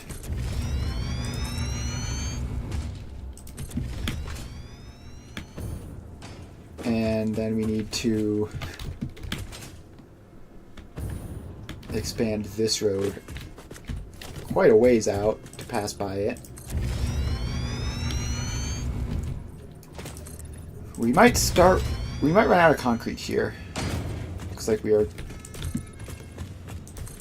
at least going to run out of concrete to the point where we won't be able to place the buildings, which is annoying.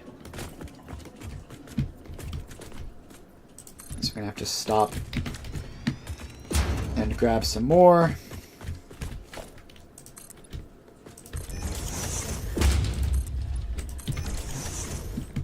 Alright, but that is another nice road section done. Yeah, concrete down to 54.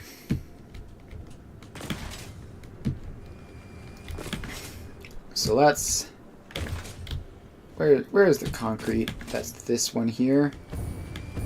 Do we have a stockpile of it? Not really, but I can grab some anyway.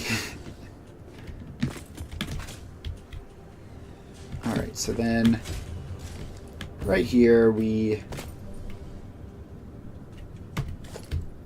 plop down a truck stop, which takes in packaged water and Caterium. A truck stop, which outputs canisters and Caterium ingots.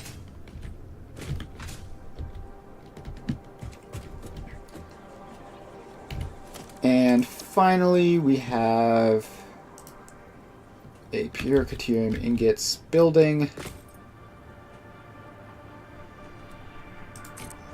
which goes there. The last of our concrete. There's a bot in chat. Goodbye. All right, so we need to hook the power lines up to the rest of the network.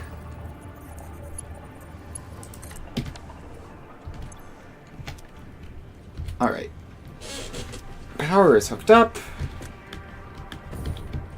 Now we need to figure out where everything goes in this. So we have inputs here, outputs there. Please let me in. Alright, so the inputs are on the left, the outputs are on the right. That's good. This input is speedy and that input is slow. Wonder why that is. Also, it looks like... Why are you red? No power. Oh, I just haven't hooked up the power. Hang on, let's do that real quick. Alright, so this is the water packager.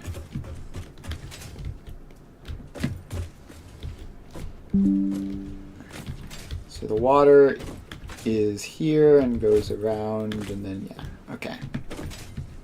So the right input is the water, the left input is the Caterium.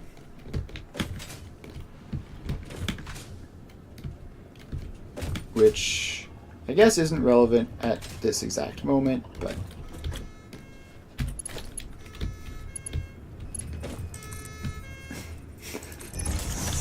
the stupid clown car. Alright, so that goes into that.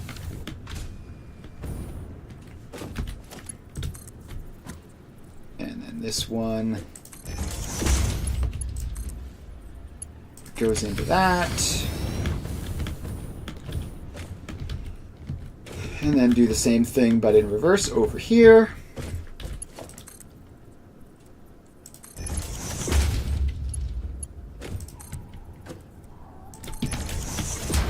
So that's another thing which would be nice in my future upgrades would be having more of this belt work automated. I probably not going to be able to fully automate it just because I have to decide like which ones are in use, but for example, just even having these in preemptively would be quite handy. Alright. So this is the packaged water hole that I just came through, which comes along over this way and then down in here. So this is the one that takes packaged water.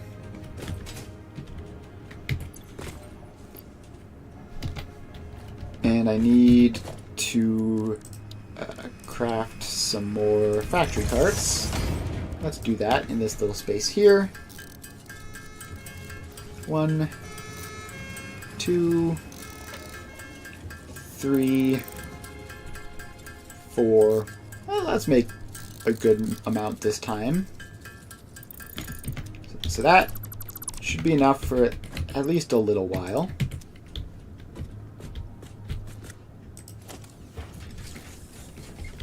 So we're going to have to take this one down and set these buildings to unload.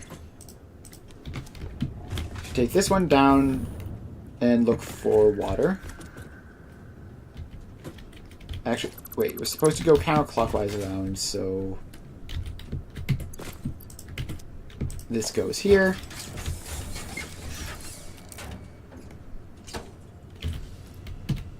Record. Start. Unload. Okay. I'm not entirely sure the most efficient route to get to the water from here, but I know it's this way, and I know it's big. It's going to be that one. Alright. Hey, look, a deadlock opportunity. How fun. Alright, so let's get in here. Go counterclockwise around that.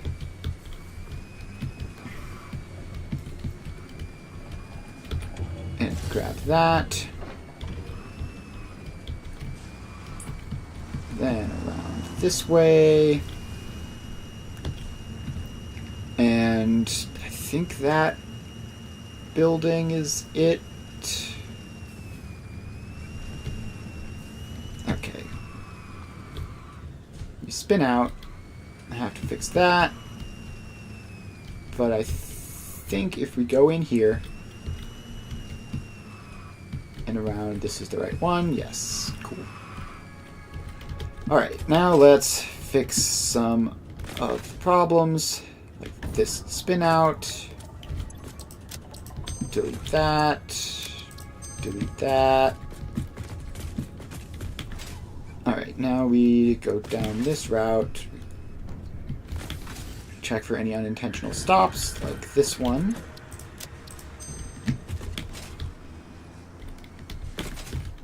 And this one. And then we go around, we stop there. And we go around. We don't stop there.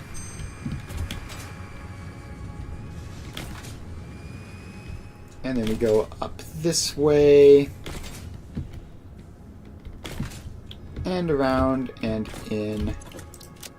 Don't stop there. And cool. So this is water for quick wire.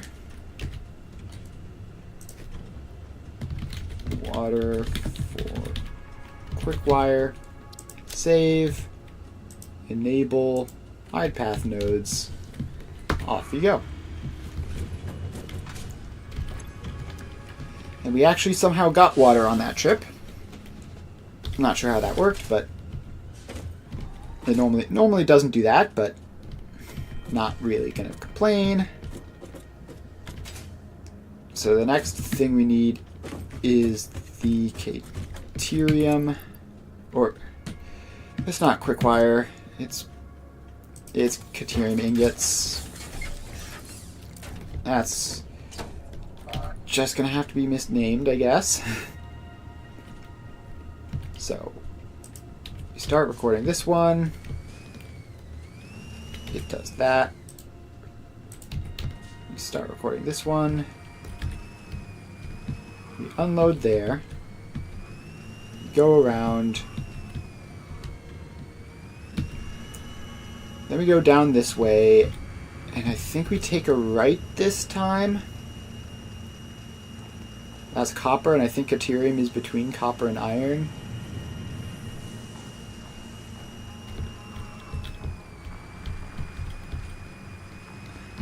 Yeah, it's this one which is currently unlabeled.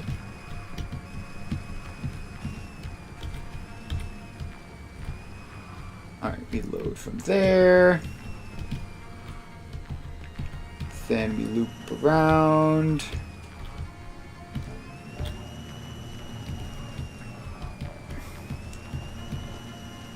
And we go up this way.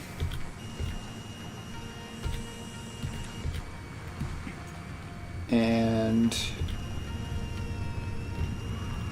to the right. And in. And I think that was a pretty smooth trip. We have to check. We might have run into something.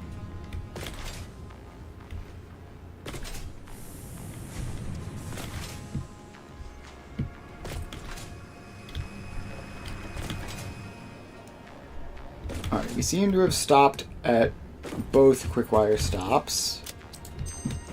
But that also seems to be probably the only issue. We follow this path up this way. And around and in, and we're good. Alright, so we save this as deuterium ore for ingots. We enable that, hide the path nodes, and send you off.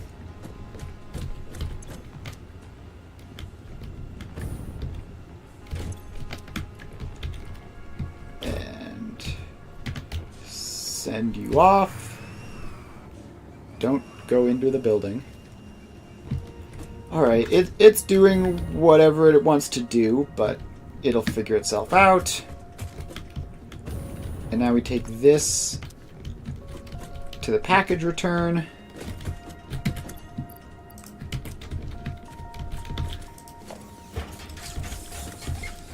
And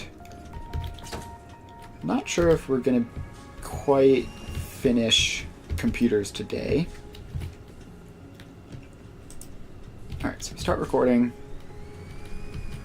We load there. Then we go around this way onto the street. And I think this is it here. I think this is it right here. Yep, it is. You can tell by the billions of carts stuck in here. We managed to get our unload. So now we go out and around and, gosh, consecutive spinouts.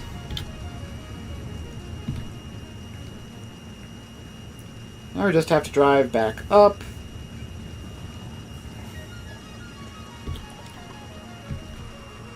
And in here. And path recorded. So we don't want to stop here because I have no idea what that is. That's another thing to add on to the list of things to fix, which is make it a lot harder to accidentally stop at a stop. Because, boy, the amount of less time I could spend if that were the case would be incredible.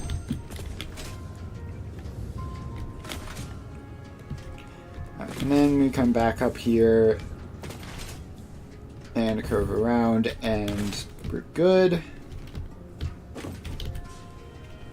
So save that as deuterium ingot canister return. Save.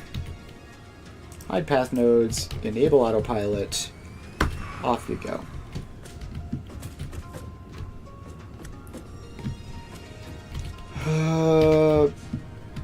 Off you go. Well, it'll figure itself out at some point. Just not going to worry about it.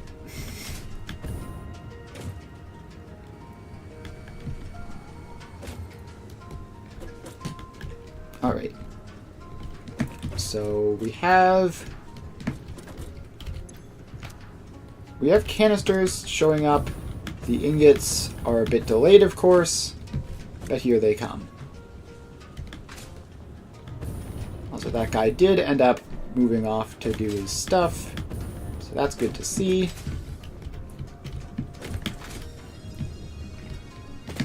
Alright, so that is deuterium ingots set up. The next setup we need is quick wire, which we should be able to do in the computer. So we need to bring in rubber. Let's check the computer blueprint. We need to bring in rubber, petroleum coke, and deuterium ingots. That's 3 inputs. 3 inputs, 1 output. So it should be fine. And two factories. Alright. So let's get that set up. Which I guess is pretty much formed a nice square here. So concrete might end up being an issue again. So let's put that there.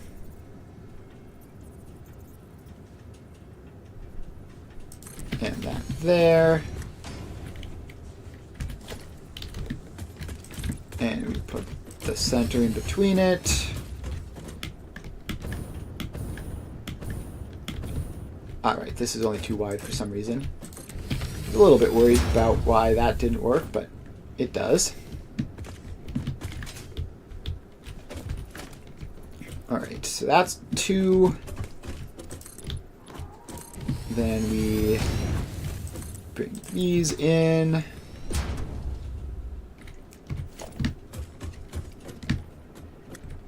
And we put this in. Please just line up.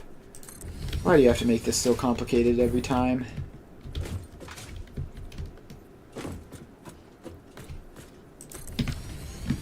I think I've found a spot where you can look at it and it'll consistently line up properly.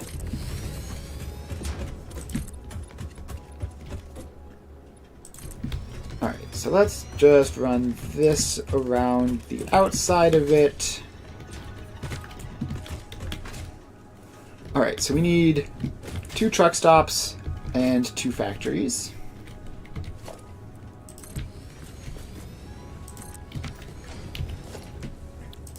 And we need quick wire. Oh, this isn't a real factory. I'm going to have to make a real quick wire factory. So let's put this in just to use the resources first. Alright, so we have that in. So now we need to drop down to the blueprint designer and make our quick wire factory.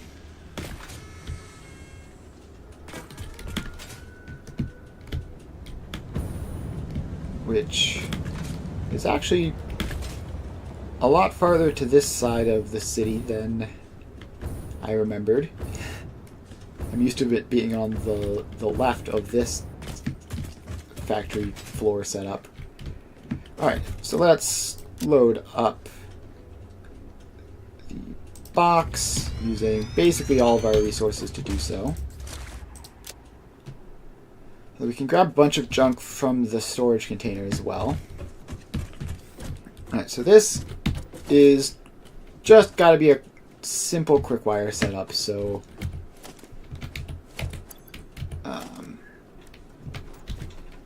is there any fancy alt recipes we can use?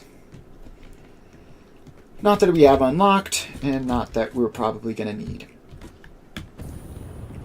So we shouldn't need 2 floors for this. So take out a wall. We put in a double conveyor wall. Left will be input, right will be output. So now let's get some constructors in.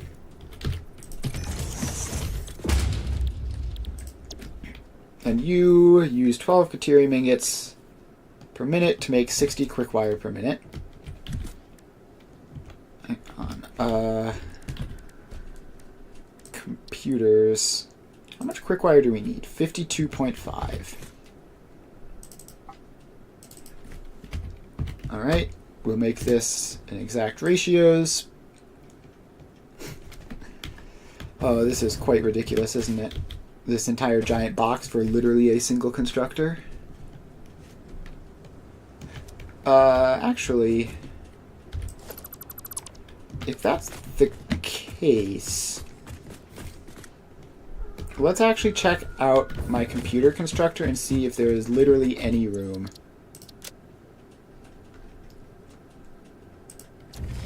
If there's literally any space at all in this, which there should be plenty. Oh, I've already done that. Did I label this wrong? Yeah, I labeled this as needing quick-wire. It doesn't. It needs ingots. Alright. 10.5 Caterium ingots. Change this label to 10.5 Caterium ingots. Save that. Clear it. That was a lot easier than I was expecting. I was expecting to have to do literally anything, so... There we go. That being mislabeled was almost a serious problem.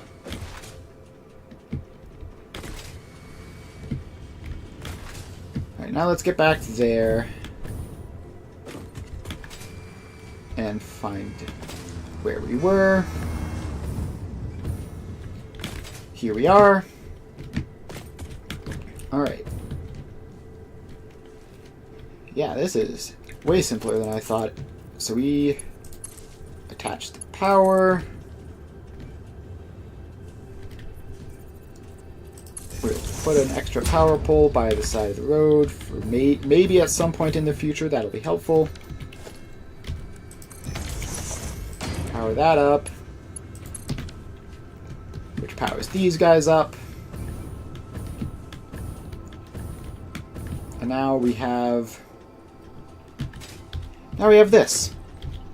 So we have three inputs and one output. So let's take you up. I believe none of our inputs are especially large in quantity. I guess rubber. Yeah, rubber is fairly large in quantity, so I'll have to worry about that. But we don't even have the rubber to do that at the moment, so... Alright, so you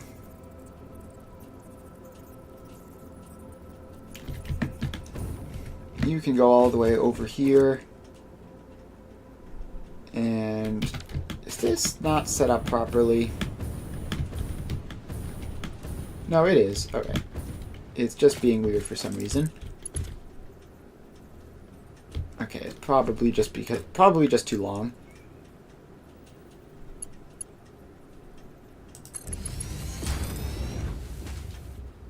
So let's get these belts over that way.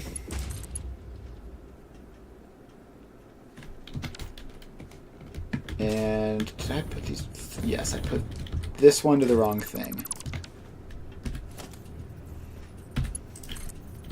So this needs to be attached to that.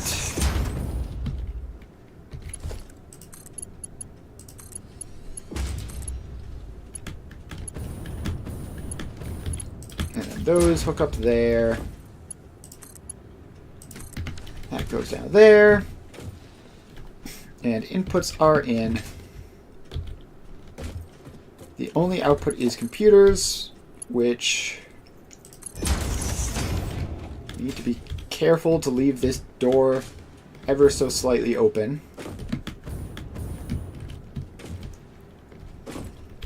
So I guess we will be putting computers into this, but before that we need to put them in a dimensional storage as our main priority, actually.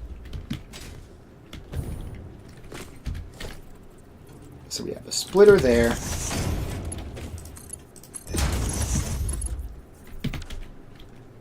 And have it be a smart splitter because we want to be able to prioritize things.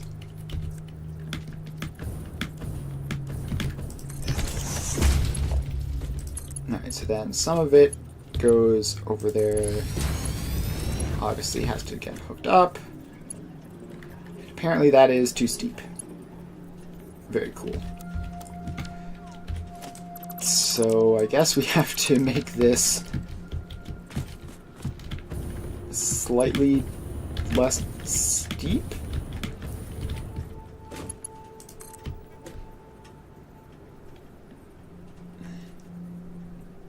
I guess if that goes up there, then it still gets up to high enough for us to use the door.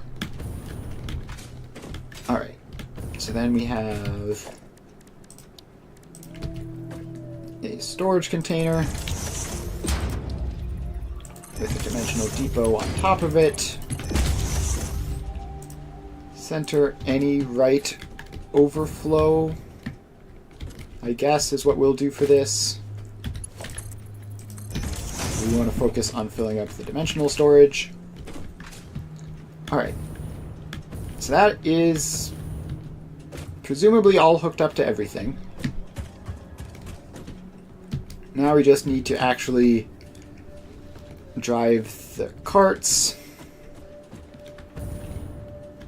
to rubber, petroleum coke, and deuterium ingots and figure out which one is which. And it's kind of chaos in here. Oh, I also need to power this on, that's important. But it can wait. Alright, so this one, and so the left two go into this circuit board splitter. And then one of them goes on. So the petroleum coke is only going to be used in here. The rubber is going to be used in the circuit boards and in the final computers, which means that this one is rubber.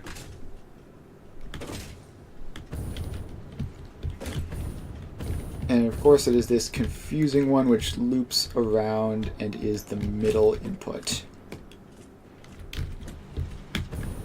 And I feel like this is one of those games you get on the back of a cereal box or something. So this is this one, I believe.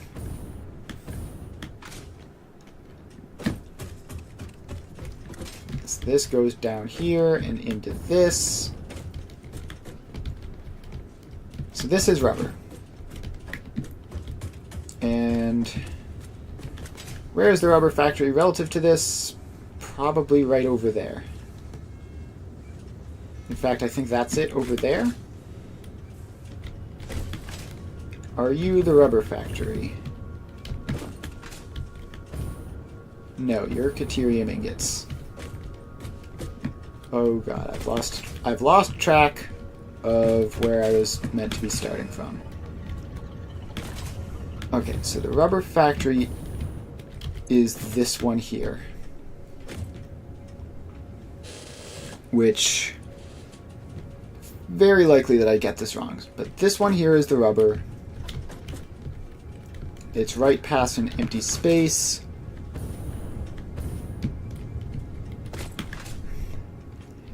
I've lost track of which one of these is the rubber. It's the middle input. So it's this one, which goes down this way and in here. Alright. So it's basically the middle on both. Alright, that makes sense. So we go clockwise around.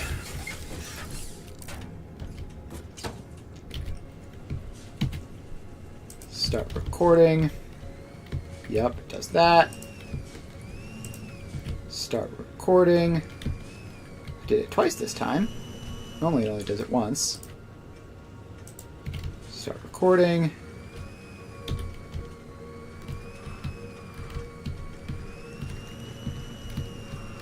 Alright. And don't spin out. And then we go this way.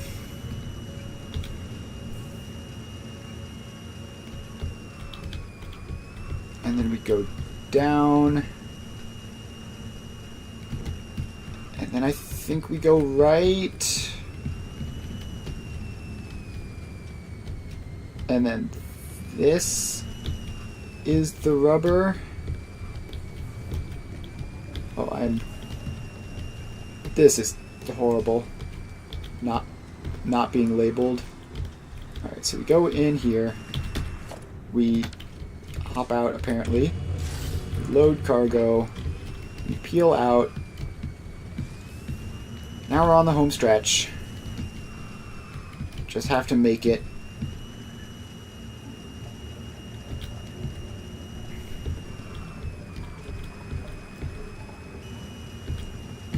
Alright.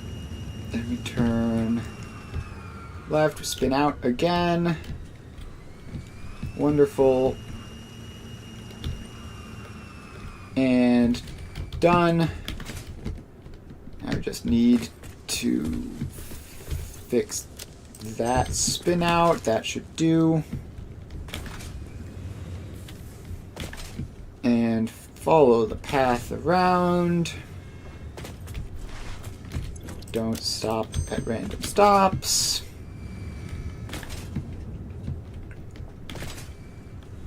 Alright. Then we...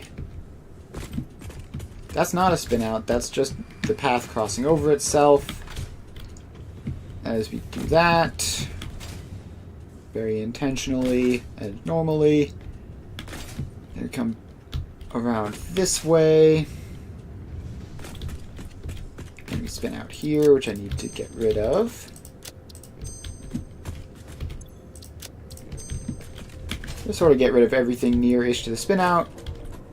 And you should be good to go. Save this as rubber to computers. Save that. Enable autopilot. Hide path nodes. And off you go. Set that to unload. While I'm at it, set that to unload. And set... this one, no, that's the output. This one to unload. Alright, we have rubber going in. Very cool. Also, I need to power these machines on, so I grab the power pole, hook it up to that thing that I put earlier. Alright, so that's rubber. Check. I mean, it's not going to run at max speed, but it will probably run to some extent at least. So next up we have petroleum coke, which should be this left one, which goes up and then down over here. So petroleum coke is the one on the far inside, and it is going to go... Where is petroleum coke? It should be approximately on a line with... Yes, it's this one over here, on the same line as the other one, but different. And this time it's the inside line that we need. And it's 120, so it's probably... Okay, it's probably not going to need to be a... It's probably not going to need to be a tractor. You can probably manage it with just like a set of like 2 factory carts, 2 or 3. Now let's try not to get lost.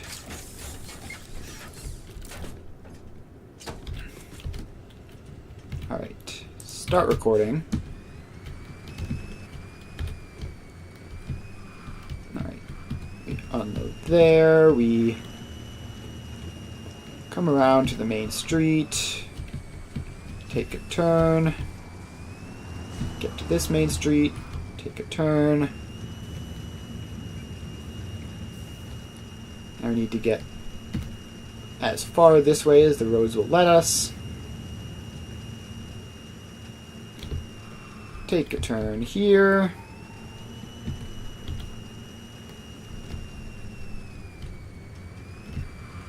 take a turn here. I think this is it.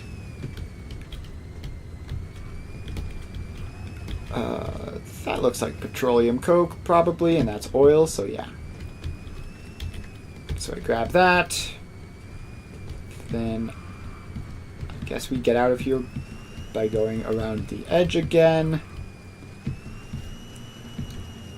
I think it's probably going to be better to drive carts on the newer roads whenever possible, just to spread things out.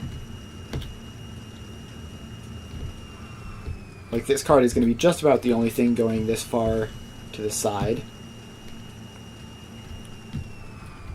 Whereas there's naturally going to be a lot of congestion on the, like, the bottom left corner. I don't even know what corner that is, like, compass-wise.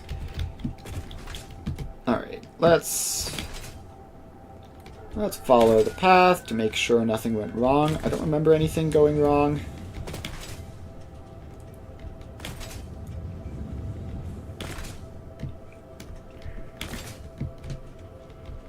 So this then goes around this way. And in here, yeah, it never really even came close to another stop except for like this one.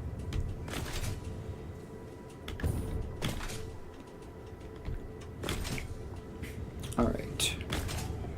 So now we just need to activate this. Save this as petroleum coke to computers. Save that. Enable autopilot, hide path nodes, and off you go. Alright, so that's that. 2 out of 3 set up. The rubber is here, the petroleum coke will be waiting a while, and now we just have the Caterium ingots, which are this middle path which goes down over here and connects up to this far right one, which, gosh, I'm gonna have to find somehow. Where is the Caterium? Is this it here? Yes, so the Caterium is right here, and the exit we are looking for is this one. This is relatively close. Shouldn't be much of a problem at all. So it's this far one. Using our last factory cart in our inventory.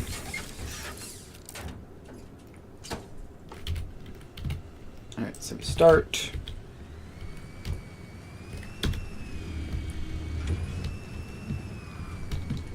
Alright, then we go along this way.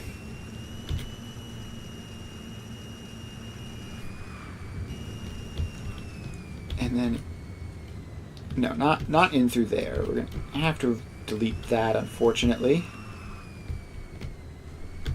We need to come around here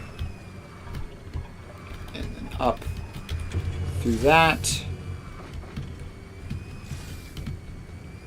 Then we can come out through this, up this way, and now we just have to find our way back, which I think is going to be through here and in. There's a slight mistake in there, I think, but hopefully nothing too serious. Yeah, so we should get rid of those nodes so that we stay on this straight path. Curve there, come around.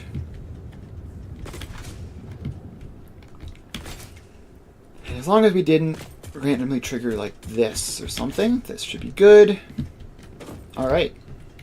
And now we save path as Caterium ingots for computers. enable autopilot, hide path nodes, and off you go.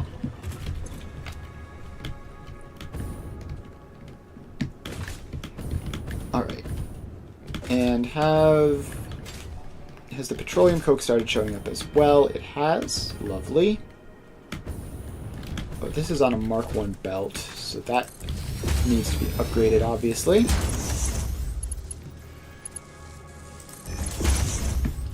Probably in the blueprint as well. And I have it fixed up to that point. Alright. So we have that.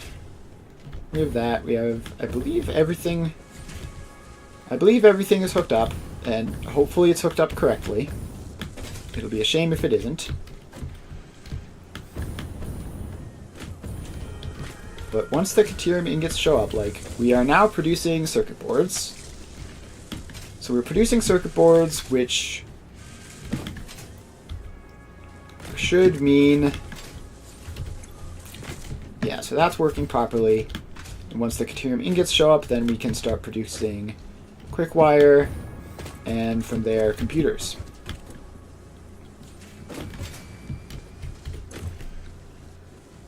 Yep, so the only thing missing are sufficient circuit boards and quick wire.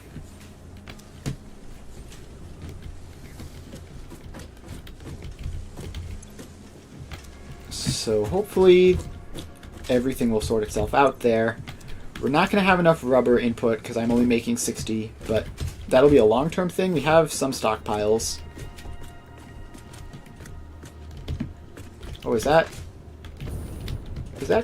Caterium ingots going up there? Yes. Alright, cool. Caterium ingots are making their way in. And we almost have our computer production.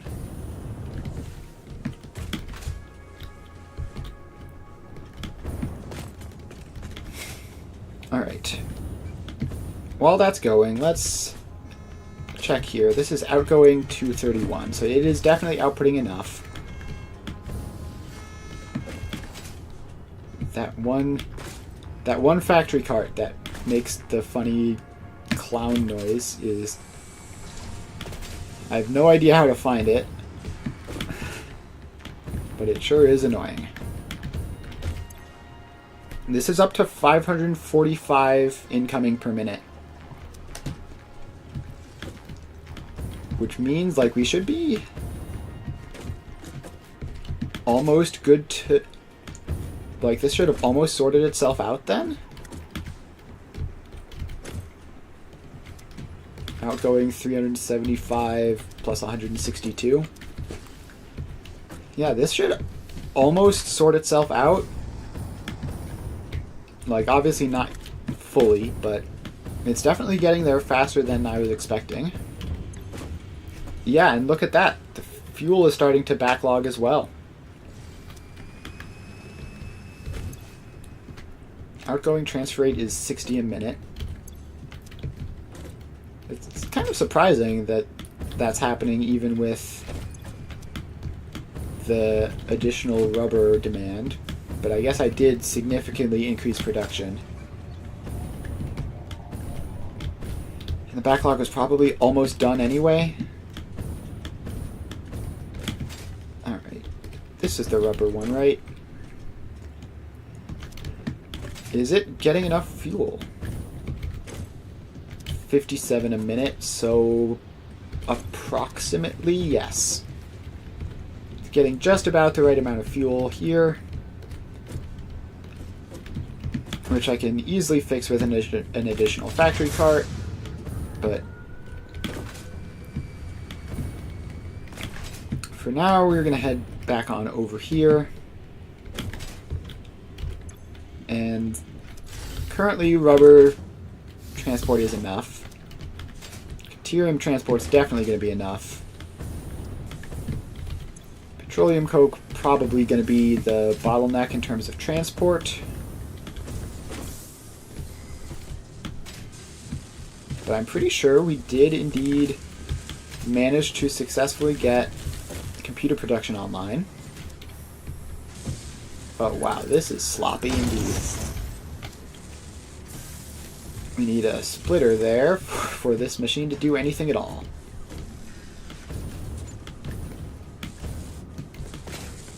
Alright, so we're definitely getting circuit boards. Probably not at sufficient rate, but we are getting them. And we are also getting quick wire, which means we are getting computers.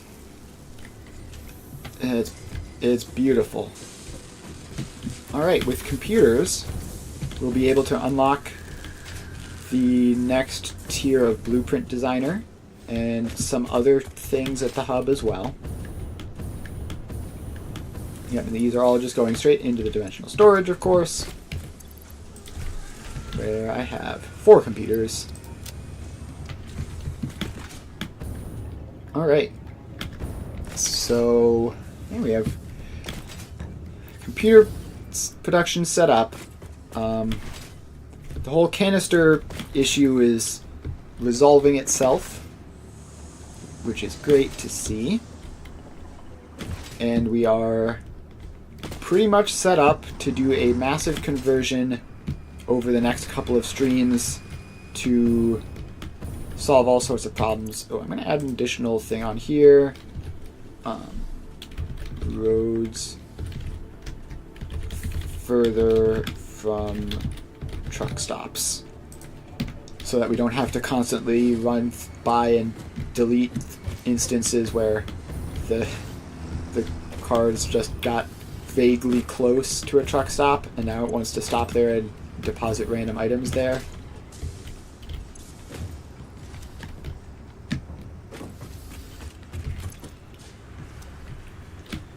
So yeah, as far as the canisters, it's like, you know, getting there.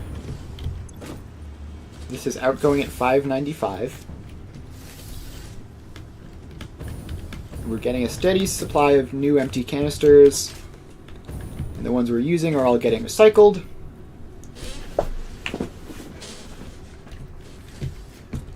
So yeah, computer production, that's another major milestone achieved. Let's head down to the hub and see what that unlocks, and I think probably the rest of everything except for phase, like, I think the next thing we have mainly is phase 3. Like, we have computers and heavy modular frames, so we should have everything for the phase. Let's check. Yeah, railway signaling, strictly optional. I'd like to get it, but don't need it urgently. Pipeline engineering Mark II, very useful, but optional. And blueprints Mark II, technically not mandatory, but basically mandatory. We're going to prioritize getting that. And from there, it's on to, I believe, the first time we've done project parts with the city. So that will definitely be exciting. And I'm stuck in the hub. So Blueprint Mark II requires 100 computers. How many computers do I have? 14 plus, I think I have another chunk of computers lying around somewhere. I don't know. They're in a box somewhere, but I don't know where. So we're gonna not worry about that. I guess we can... How many coupons do we have? We have 28 coupons. We can print another 29. So let's just go and buy a whole bunch of junk. Alright. All of this stuff is optional. Management. Grab the hypertube floor to hold. May as well have it. Let's grab some lighting related stuff. I guess we could get more foundation materials and patterns. Yeah, let's get some of these. These seem like they might be useful.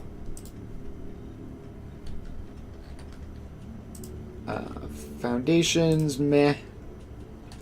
Walls, eh. Maybe catwalks. Road barriers might be useful. I guess we could buy the coffee cup. May as well have it. And then this is all nonsense. Official Fix-It coffee cup unlocked. Do not purchase unauthorized Fix-It coffee cups. They have been known to explode and attract wasps. Unauthorized Fix-It coffee cups lower your attractiveness to your preferred gender and/or your sense of well-being if you have no gender attraction or preference. Official Fix-It products can be licensed for your use from official Awesome Shop installations only. We still have 29 Come coupons. to the best shop on the planet for the best deals on all official Fix-It supplies, guaranteed. So we have all of these patterns, which we can probably we can use these somehow. Yeah, let's buy more. Let's buy more of those patterns. Those seems like it would be useful to just have all of these. All right, patterns acquired.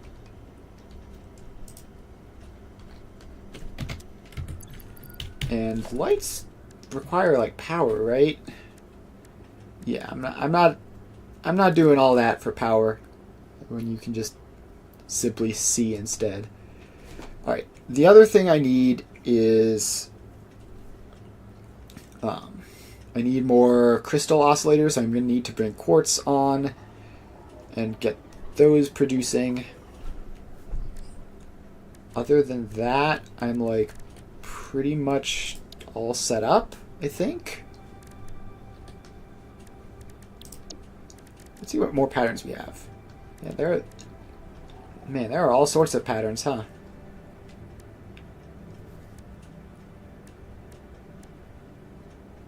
Pattern removal. So yeah, we can use paths to indicate where our trucks and stuff go. I don't know what we'll use the numbers for. Probably something.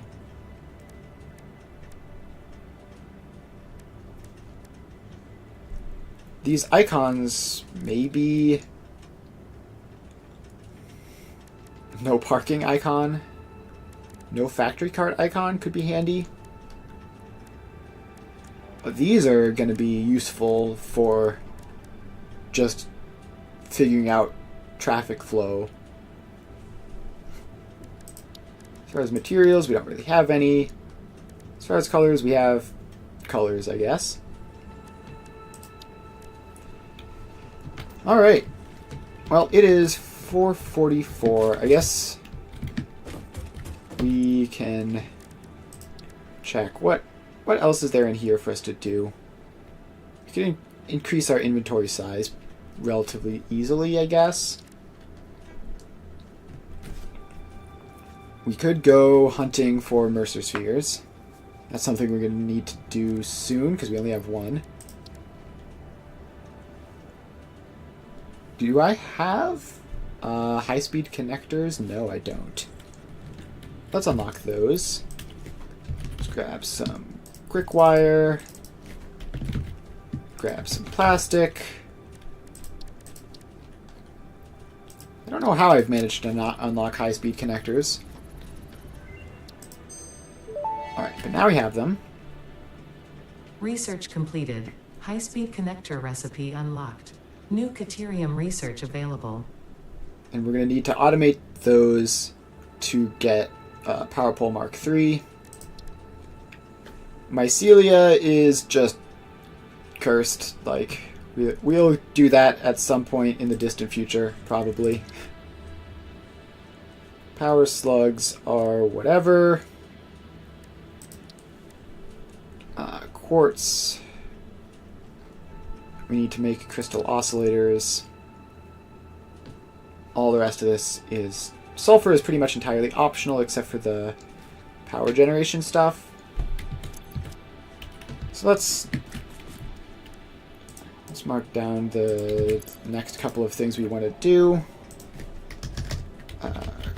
Crystal oscillators and high-speed connectors. But those will probably wait until we have the City Mark II. Speaking of Mark II things, up to 35 computers. Alright, and I did have some. They were just in my inventory and I didn't notice them. So I have 79 computers right now, which means that by the next stream I'll have been sat around for another bit of time, and then that will get us to the amount we need to make the Blueprint Designer Mark III. And I can actually... That's not a... I guess I could crafting bench some computers. Nah. I would also need to make the circuit boards. And I think I do need, like, a non-trivial amount. So let's just leave that for the factory to figure out.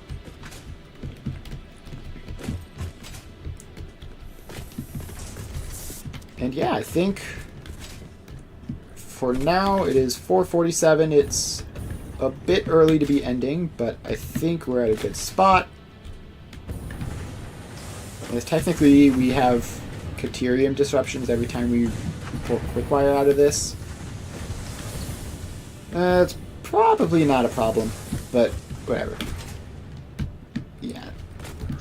I guess just one more once over of the canister situation, see if we notice any other problems with that, and then should be good to go. Iron ore is more than sufficient, apparently. What is this even? Oh, this is the fuel setup. Right, that makes sense. This is Caterium, and it's doing fine.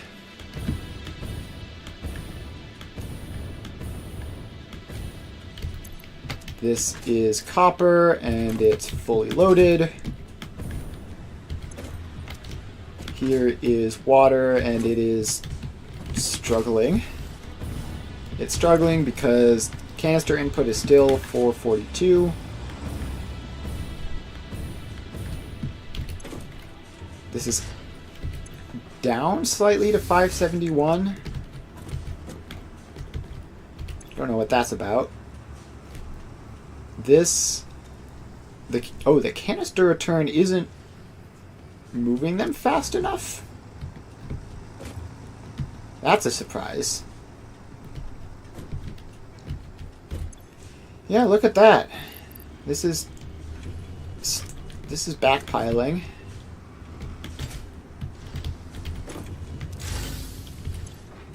Outgoing is up to 606. Yeah, we are...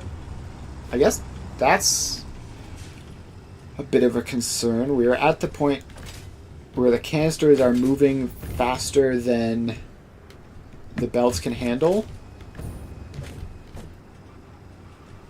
Alright. We're going to have to fix that. That's like a serious problem. This is incoming of 377, so theoretically it should be fine. Right? Like, these should be moving 480 through.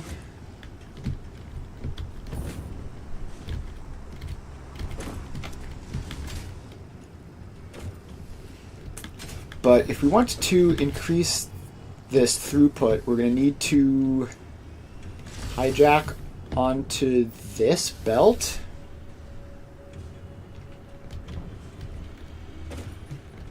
Alright, let's see if we can increase this throughput here.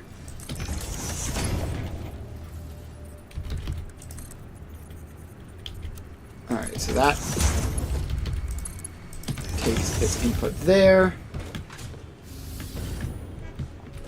So we have our second output, let's say there.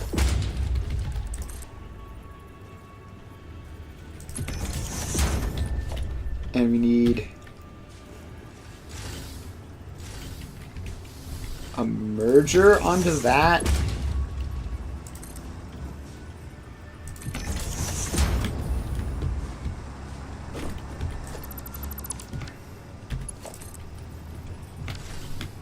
Alright, that's kind of complicated. But if you do like that, and then that,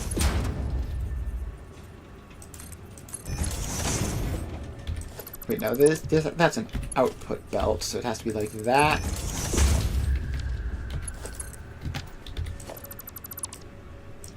Alright, we need to get this up into there, which probably easiest like that.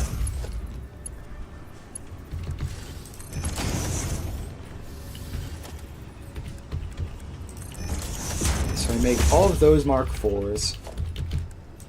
I make that Mark IV. I make that Mark IV. And then I take the unused output, connect it up to the unused input, and alright, it's going to be a little complicated. So that is the output, that is the input. So we run that just around there, I guess. This is going to be... I mean, it's going to bypass this whole system, isn't it? If we do it just casually, so... Let's not do it casually. Are these balanced on this side? No, they're just merged up. Alright, I think we are just going to have to bypass that whole extra storage system. And just run it directly. So that'll shortcut the storage system a little bit, but it should be fine.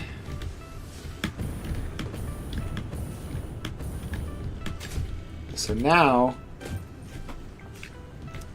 this can manage double the capacity of canisters, which hopefully will be enough. We might need to make a secondary canister depot somewhere else just for more throughput. Like, you kind of don't realize how much water you use in a factory until you're using insane amounts of it. And this will technically be broken right now, but in the future it'll be a priority merger there and we'll be fine. Alright, well, that was a fun little quick fix for the end of the stream. I am going to end it there. Got lots of progress done today. We'll be back. We might actually be back playing Satisfactory tomorrow. Just funny seeing those stupid little collisions in the background. So we might be playing Satisfactory tomorrow again, if the update is out, which I think it's supposed to be. If not, we'll be playing Magic, so just stay tuned for that. And if not, we'll definitely be back either way on Wednesday for more Satisfactory. So yeah,